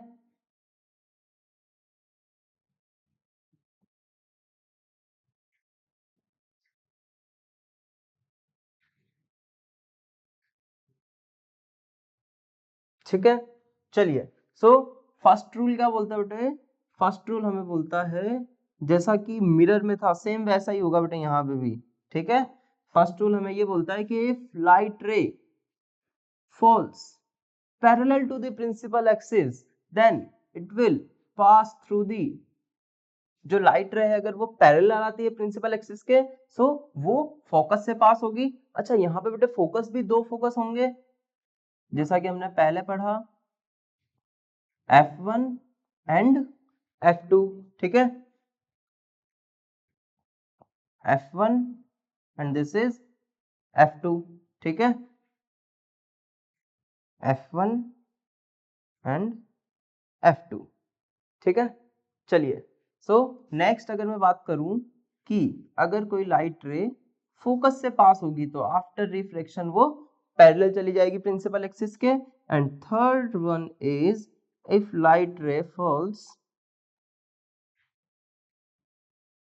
on the optical center then it will pass without any deviation। ठीक है, तो नेक्स्ट इसमें भी सेम वैसे ही 3 रूल्स हो जाएंगे बेटे। बट ये जो हमारा लेंस है ये कन्वर्जिंग लेंस है। ठीक है, ये लाइट रेस को कन्वर्ज करता है। बट ये जो हमारा कॉन्केव लेंस है ये एक डाइवर्जिंग लेंस है। अगर इसके पास कोई भी लाइट रे आती है तो ये क्या करता है बेटे? ये उसको एक पॉइंट के साइड कन्वर्ज नहीं करके ये उसको डाइवर्ज कर देता है। सो अगर मैं यहाँ पे बात करूं कि अब इमेज कहाँ बनेगी, तो इमेज बनेगी बेटे इस F1 पे। सो अगर कोई हमारी लाइट रे जो है वो प्रिंसिपल एक्सिस के पैरेलल आती है तो ये क्या होगी बेटे? ये अपीयर होगी, फोकस से पास होती है, हमें ऐसा लगेगा कि ये फोकस से आ रही होगी। ठीक है, तो इसमें appears to meet at focus. ठीक है, अच्छा जो सेकंड है हमारा, सेकंड क्या हो जाएगा? सेकंड भी सेम वैसा ही है ना?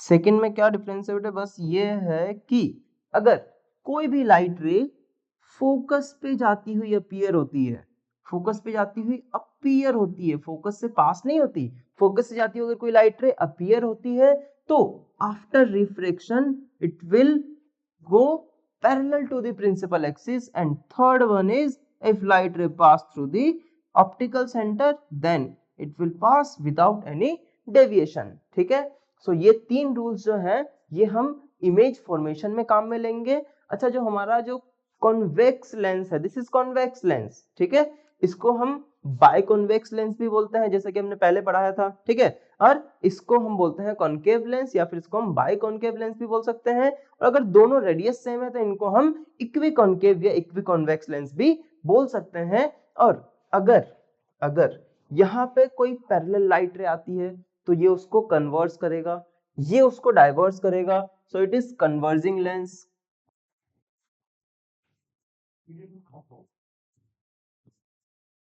ठीक है, and it is diverging lens.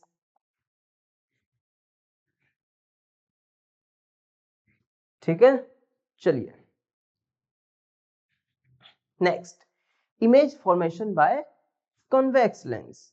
ठीक है, सो कॉन्वेक्स लेंस और कॉन्केव लेंस के रूल्स की हमने बात की। अब हम बात करते हैं कि उनसे इमेज कैसे फॉर्म कर सकते हैं। देखिए, सो यहाँ पे अगेन हमारे पास जैसी कॉन्केव मिरर में कंडीशंस थी उस टाइप की कंडीशंस यहाँ पे होंगी। तो यहाँ पे क्या क्या पॉइंट्स हमारे पास होंगे, क्या क्या पोजीशंस होगी वो देखते हैं पहले, और नेक्स्ट उसके बाद हम आगे की बात करेंगे। ठीक है, चलिए देखो बेटे, एक तो होता है हमारा इसमें F1 एंड एक होता है F2। ठीक है, this is F1 and F2। अच्छा, इसके अलावा ये होता है बेटे, एक और पॉइंट होता है, इसको हम बोलते हैं 2F1। इस F1 का जस्ट डबल। ठीक है, this is optical centre and this is 2F2। ठीक है, इस F2 का जस्ट डबल। ठीक है, अगर दोनों साइड जो है वो सेम रेडियस है तो ये दोनों भी इक्वल होंगे, F1 एंड F2 भी। ठीक है, चलिए आगे की बात अगर हम करें, ये क्या हो जाएगा बेटे, अगर हम ऑब्जेक्ट को F1 और O के बीच में रखते हैं। ठीक है, F1 और O के बीच में रखा हमने एक बार ऑब्जेक्ट को, तो क्या होगा देखते हैं।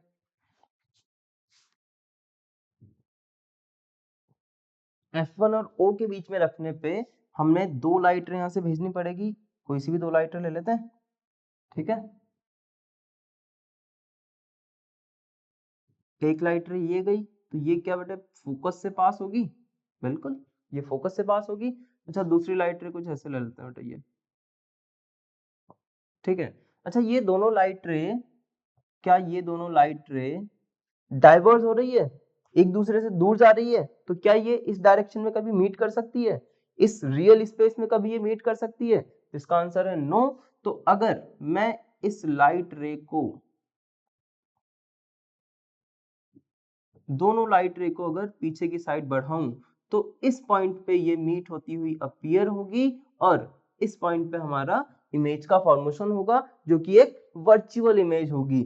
तो अगर ऑब्जेक्ट रखा हुआ है हमारा बिटवीन O एंड F1, तो इमेज कहां बनी बेटे, इमेज बनी सेम साइड एज ऑब्जेक्ट।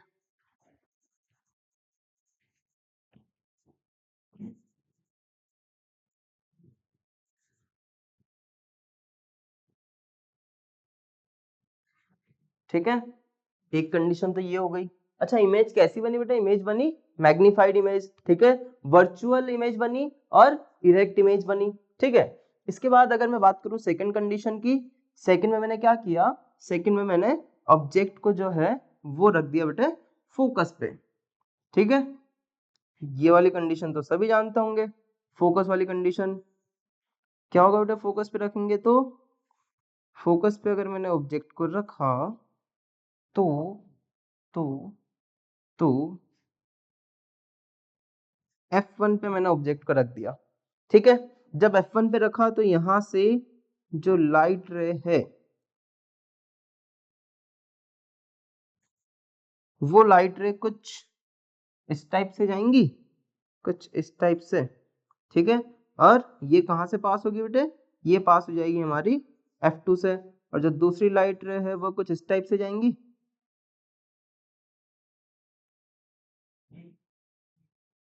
ठीक है, क्या बेटे ये दोनों लाइट रे एक दूसरे के पैरेलल लग रही है, और अगर पैरेलल लग रही है तो इमेज कहां बनेगी बेटे, इमेज बनेगी एट इनफाइनाइट। ठीक है, कैसी इमेज बनेगी बेटे, रियल इमेज बनेगी। कैसी इमेज बनेगी, real and inverted.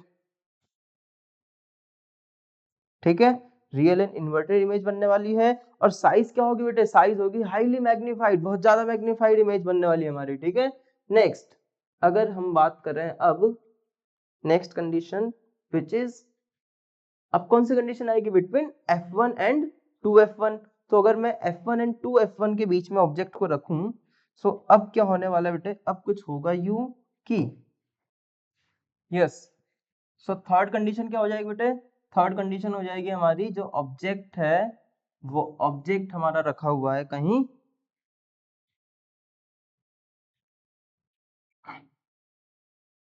F1 and 2F1 के बीच में। ठीक है, this is F2 and this is 2F2। ठीक है, अब हमें वापस से फिर से दो लाइट रेज भेजनी पड़ेंगी। दो लाइट रेज जो है वो कुछ, एक तो इस टाइप से गई, ये वाली लाइट रे कहाँ जाएगी बेटे, फोकस से पास होगी, और दूसरी लाइट रे जो है वो ऑप्टिकल सेंटर से जाती हुई यहाँ कहीं पे मीट हुई, तो हमारी जो इमेज है वो इस पॉइंट पे बनेगी, और इमेज कहाँ बनी बेटे बियॉन्ड 2f2 एंड कैसी इमेज बनी रियल एंड इन्वर्टेड इमेज बनी और मैग्नीफाइड इमेज बनी। ठीक है, अगर थर्ड कंडीशन की मैं बात करूं, सॉरी फोर्थ कंडीशन की अगर मैं बात करूं, तो फोर्थ कंडीशन में क्या हो जाएगा,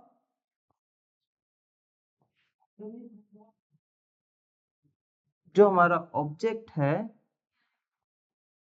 वो ऑब्जेक्ट रखा हुआ है बेटे 2f1 पे। ठीक है, ऑब्जेक्ट 2f1 पे रखा हुआ है। तो अब जो इमेज हमारी बनने वाली है बेटे वो इमेज कहाँ बनेगी वो देखते हैं। देखो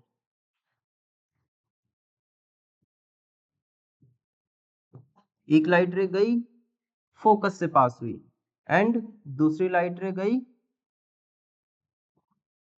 दूसरी लाइट रे गई ऑप्टिकल सेंटर से। सो हमारी जो इमेज है वो बेटे बन गई 2f2 पे और सेम साइज की इमेज बनी, रियल एंड इन्वर्टेड इमेज बनी। ठीक है, एंड द फिफ्थ कंडीशन क्या है बेटे, फिफ्थ कंडीशन है हमारी object is beyond 2f2, sorry beyond 2f1। ठीक है, this is optical center, this is f1 and this is 2f1, and if object is placed beyond 2f1 then image will formed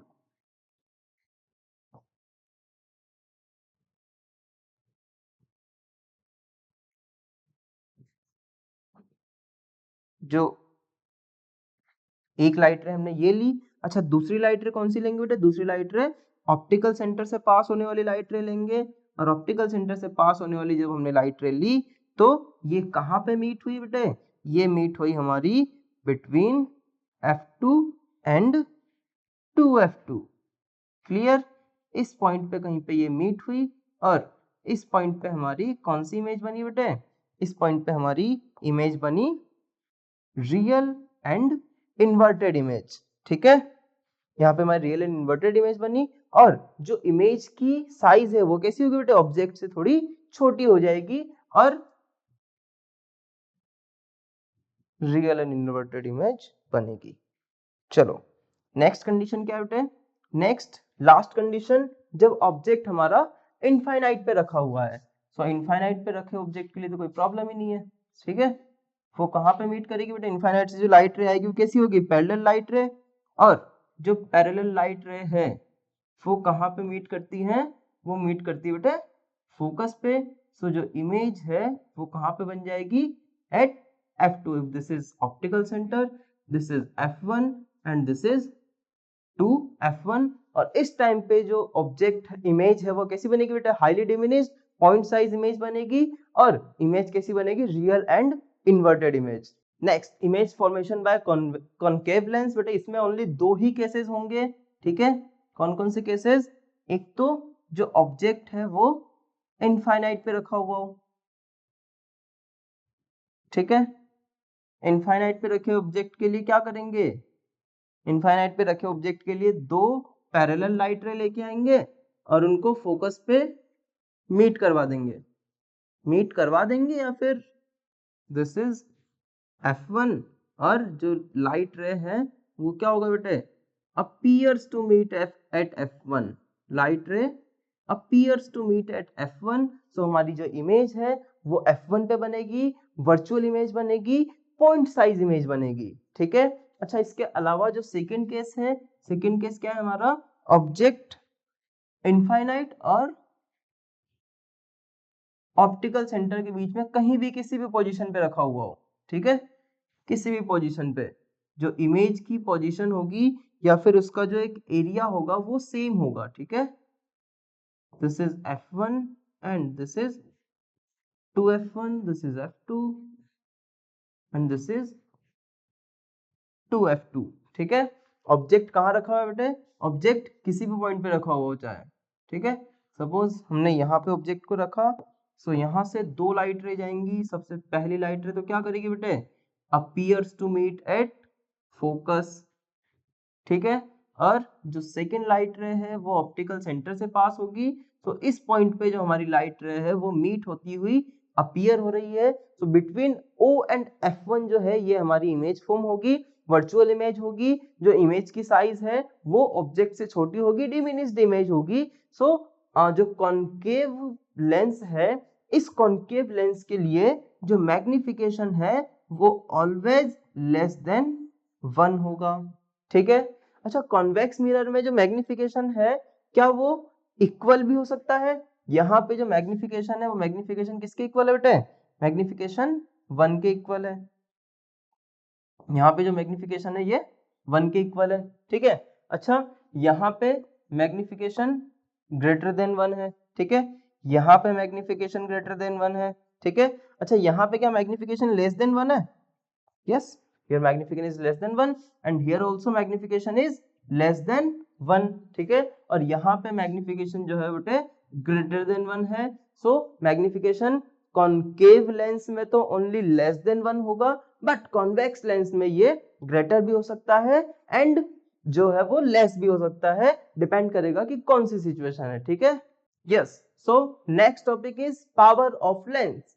power of lens क्या होती है बेटे? Power of lens से हमारा means है कि एबिलिटी टू कन्वर्ज और diverge any light रे। मतलब अगर कोई एक लेंस है, ये कितनी ज्यादा लाइट रेज को कन्वर्ट कर सकता है या फिर कितना ज्यादा उसे डाइवर्स कर सकता है। फॉर एग्जाम्पल, अगर मैंने इस लेंस के पास ये लाइट रे भेजी, ठीक है, अगर इसने इसको बहुत ज्यादा कन्वर्ट कर दिया, ठीक है, ठीक है, एक तो ये वाली कंडीशन हुई, इसको मैंने बोला फोकस f1। सपोज किसी दूसरे लेंस ने इस सेम लाइट रे को इससे थोड़ा कम बैंड किया, ठीक है, इससे थोड़ा कम डाइवर्स किया, सो इसको हमने मिलाया f2 पे। ठीक है। सो जिसने ज्यादा डाइवर्स किया उसकी पावर ज्यादा हुई, जो f1 वाली कंडीशन थी उसकी पावर ज्यादा है, और कोई दूसरा लेंस अगर f2 पे इसको मीट करवाता है तो इसने जो बेंडिंग की वो कम की, बिकॉज एक्चुअल में लाइट रे को कहां जाना था बेटे? एक्चुअल में लाइट रे को जाना था इस पाथ पे। ठीक है। तो इस एक्चुअल पाथ से डेविएट कब ज्यादा हुआ? फर्स्ट वाली कंडीशन में ज्यादा डेविएट हुआ। इसका मतलब फर्स्ट वाली कंडीशन में जो पावर थी वो ज्यादा थी, सेकेंड वाली कंडीशन में कोई लेंस है उसकी पावर जो है वो कम है। बट जब फर्स्ट वाले केस में पावर ज्यादा थी तो क्या फोकल लेंथ कम थी? देखो ये फोकल लेंथ कम है। अच्छा, सेकेंड वाले केस में क्या फोकल लेंथ ज्यादा है? बिल्कुल फोकल लेंथ ज्यादा है। सो पावर क्या होगा बेटे? Power is ability of a lens to converge और डाइवर्ज एनी लाइट रे। ठीक है। ठीक है बेटे, पावर क्या हो जाएगा बेटे? एबिलिटी टू कन्वर्ज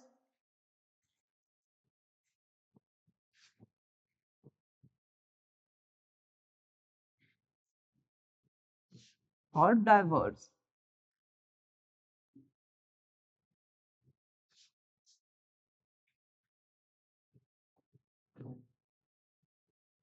ठीक है। अच्छा, जो पावर है उसका फॉर्मूला क्या होगा बेटे? पावर का फॉर्मूला होगा 1/f। 1/f मतलब कि 1 focal length, but here f is in metres. ठीक है। f किस में होगा बेटे? f होगा मीटर में and f is focal length. ठीक है। चलिए आगे की बात करते हैं अब। अच्छा, जो पावर की यूनिट होती है ना बेटे, एसआई यूनिट, ये होती है डायोप्टर। ठीक है, which is denoted by capital D, and 1 diopter is equals to 1 meter inverse। Clear? 1 diopter is equals to 1 meter inverse। Next is combination of lens, मतलब कि अगर मैं दो लेंस को कंबाइन कर दूं तो उनकी पावर जो है वो कैसे चेंज होगी, इसकी बात करते हैं। देखिए, हमने दो लेंस को कांटेक्ट करके रख दिया, ठीक है, दो लेंस को टच करके रख दिया, to lenses in contact, to lenses in contact. ठीक है। अच्छा, एक बात और, जो पावर है ना बेटे, पावर फोकल लेंथ पर डिपेंड कर रही है। जिसकी फोकल लेंथ पॉजिटिव उसकी पावर पॉजिटिव। तो क्या कॉन्केव लेंस की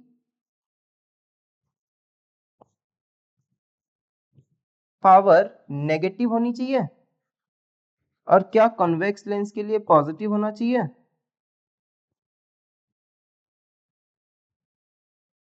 बिल्कुल यही होना चाहिए, बिकॉज कॉन्वेक्स लेंस में जो फोकल लेंथ है वो राइट साइड पे होती है और कॉन्केव लेंस में वो लेफ्ट साइड पे होती है। सो हम बात कर रहे थे बेटा कॉम्बिनेशन ऑफ लेंस की, ठीक है।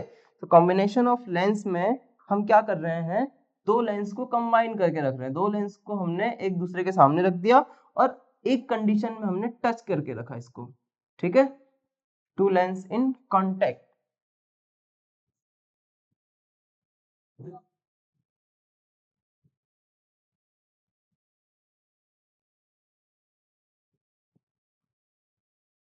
ठीक है, जब हम दो लेंस को कांटेक्ट में रखेंगे तो जो उनकी कंबाइंड पावर होगी वो होगी बेटे P1 प्लस P2, और P1 और P2 को हमें विद साइन लेना है। Suppose power of lens 1 is P1 and power of lens 2 is P2 and suppose focal length is F1 and F2। So power जो है वो P1 अपॉन P2 हो जाएगा बेटे। जो कंबाइंड पावर होगी वो 1 upon F1 plus 1 upon F2 के इक्वल हो जाएगी, ठीक है। अब नेक्स्ट वाली कंडीशन में क्या किया बेटे, नेक्स्ट वाली कंडीशन में मैंने दोनों को एक डिस्टेंस d पे रख दिया, ठीक है। दोनों को किसी डिस्टेंस d पे रखा मैंने अब, ठीक है। And suppose this power is focal length is F1 and F2 and power is P1 and P2, ठीक है। सो जब हमने इनको किसी डिस्टेंस d पे रखा तो एट डिस्टेंस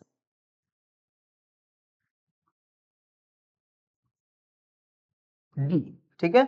और d जो बेटे स्मॉल डिस्टेंस है ना, स्मॉल डिस्टेंस पे रखने पे अगर हमने किया तो जो पावर होगी वो हो जाएगी बेटे P1 plus P2 plus sorry minus d P1 into P2।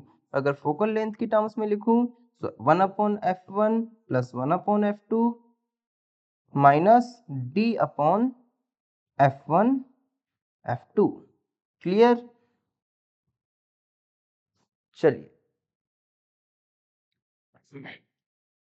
Next question क्या बेटा, two convex lens of focal length 20 centimetre and 25 centimetre are placed in contact with each other. दो लेंस है, एक का फोकल लेंथ दिया हुआ है बेटा अपने को 20 सेंटीमीटर एंड दूसरी फोकल लेंथ गिवन है अपने को 25 सेंटीमीटर, ठीक है। सबसे पहले तो अपने को इन्हें मीटर में कन्वर्ट करना पड़ेगा और मीटर में कन्वर्ट करने पे क्या हो जाएगा बेटा, ये 0.2 metre and this is 0.25 metre,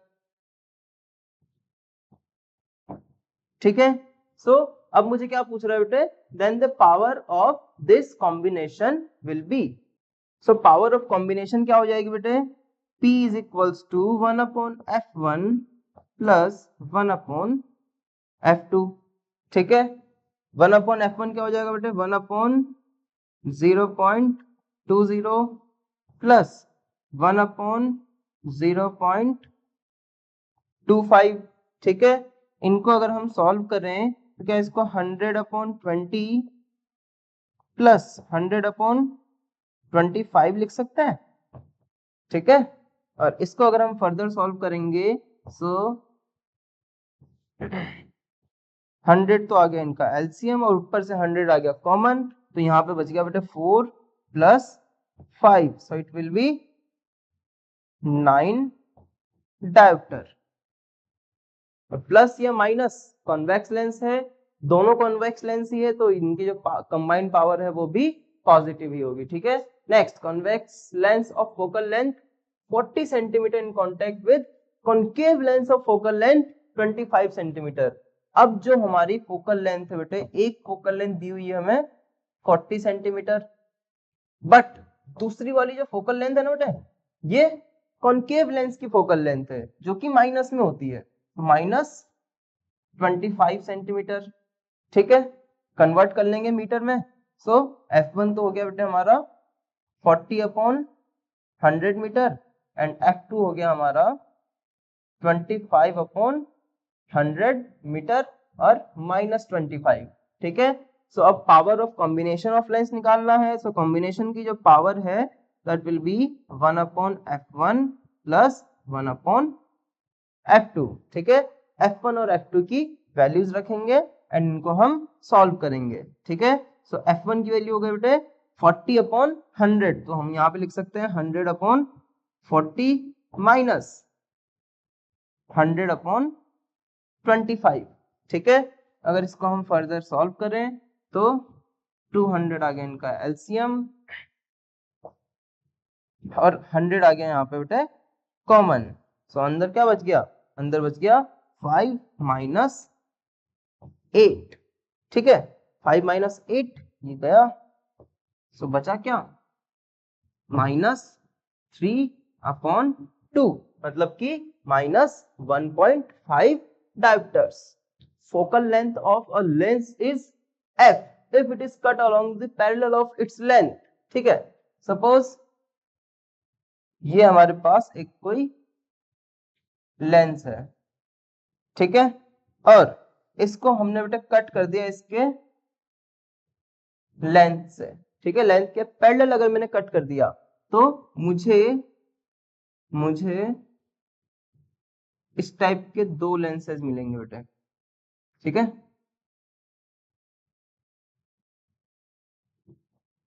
ठीक है, इसकी फोकल लेंथ थी बेटे f, है ना। अब जब इसकी फोकल लेंथ f थी तो इन दोनों की फोकल लेंथ कितनी होगी। तो अब अगर मैं बात करूं कि पावर क्या हुई होगी बेटे, पावर क्या हुई होगी, पावर इसकी पावर कम हुई होगी, ठीक है।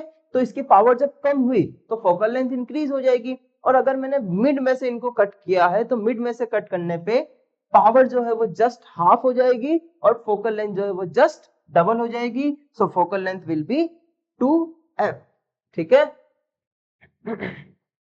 Next, two thin convex lens of focal length 10 centimeter and 15 centimeter are separated by a distance 10 centimeter। देखिए बेटे क्या क्या दिया हुआ है यहाँ पे, f दिया हुआ है, f1 दिया हुआ है कितना 10 सेंटीमीटर, ठीक है, जो कि 10/100 मीटर हो जाएगा, ठीक है। And f2 is 15 centimetre which is 15/100 metre, ठीक है। अब यहाँ पे दोनों के बीच की डिस्टेंस भी गिवन है बेटा अपने को। डिस्टेंस कितनी गिवन है, डिस्टेंस इज 10 सेंटीमीटर, ठीक है। और जब डिस्टेंस 10 सेंटीमीटर है तो क्या बेटा अपने को डिस्टेंस जब 10 सेंटीमीटर है तो इसको भी मुझे मीटर में कन्वर्ट करना होगा, 10/100 मीटर, ठीक है। तो अगर हम इसको जो हमारा फॉर्मूला है क्या निकालना है बेटा अपने को, focal length of combination. So P is equals to क्या हो जाएगा 1/f1 plus 1/f2 plus sorry minus D/f1 f2, ठीक है। अच्छा इस 1/p को क्या मैं 1/f जो कि कंबाइंड फोकल लेंथ है ये लिख सकते हैं, बिल्कुल ये लिख सकते हैं इसको बेटे। तो अब अगर इसको मैं फर्दर वैल्यूज रख के सॉल्व करेंगे तो वैल्यूज रख के इसका सॉल्व करते हैं। देखिए 1/f इक्वल टू f1 की वैल्यू कितनी बेटे 10/100, तो ये हो जाएगा 100/10 प्लस 100/15 माइनस d की वैल्यू बेटे 10/100, सो d इज 10/100 इंटू 1/f1 और f1 है बेटे 1/f1 क्या हो जाएगा 100/10, सो 100/10 मल्टीप्लाई बाय f2 100/15, ठीक है। 2 0 से 2 0 गए, 10 से 10 गया, बचा क्या बेटे, अच्छा इस 100 को कॉमन ले ले, 100 को कॉमन ले लिया मैंने तो क्या बच गया 1/10 प्लस 1/15 माइनस 1/15, ठीक है। सो यहां से ये दोनों गए तो 1/f की वैल्यू क्या आ गई, 1/f की वैल्यू आ गई बेटे 100/10,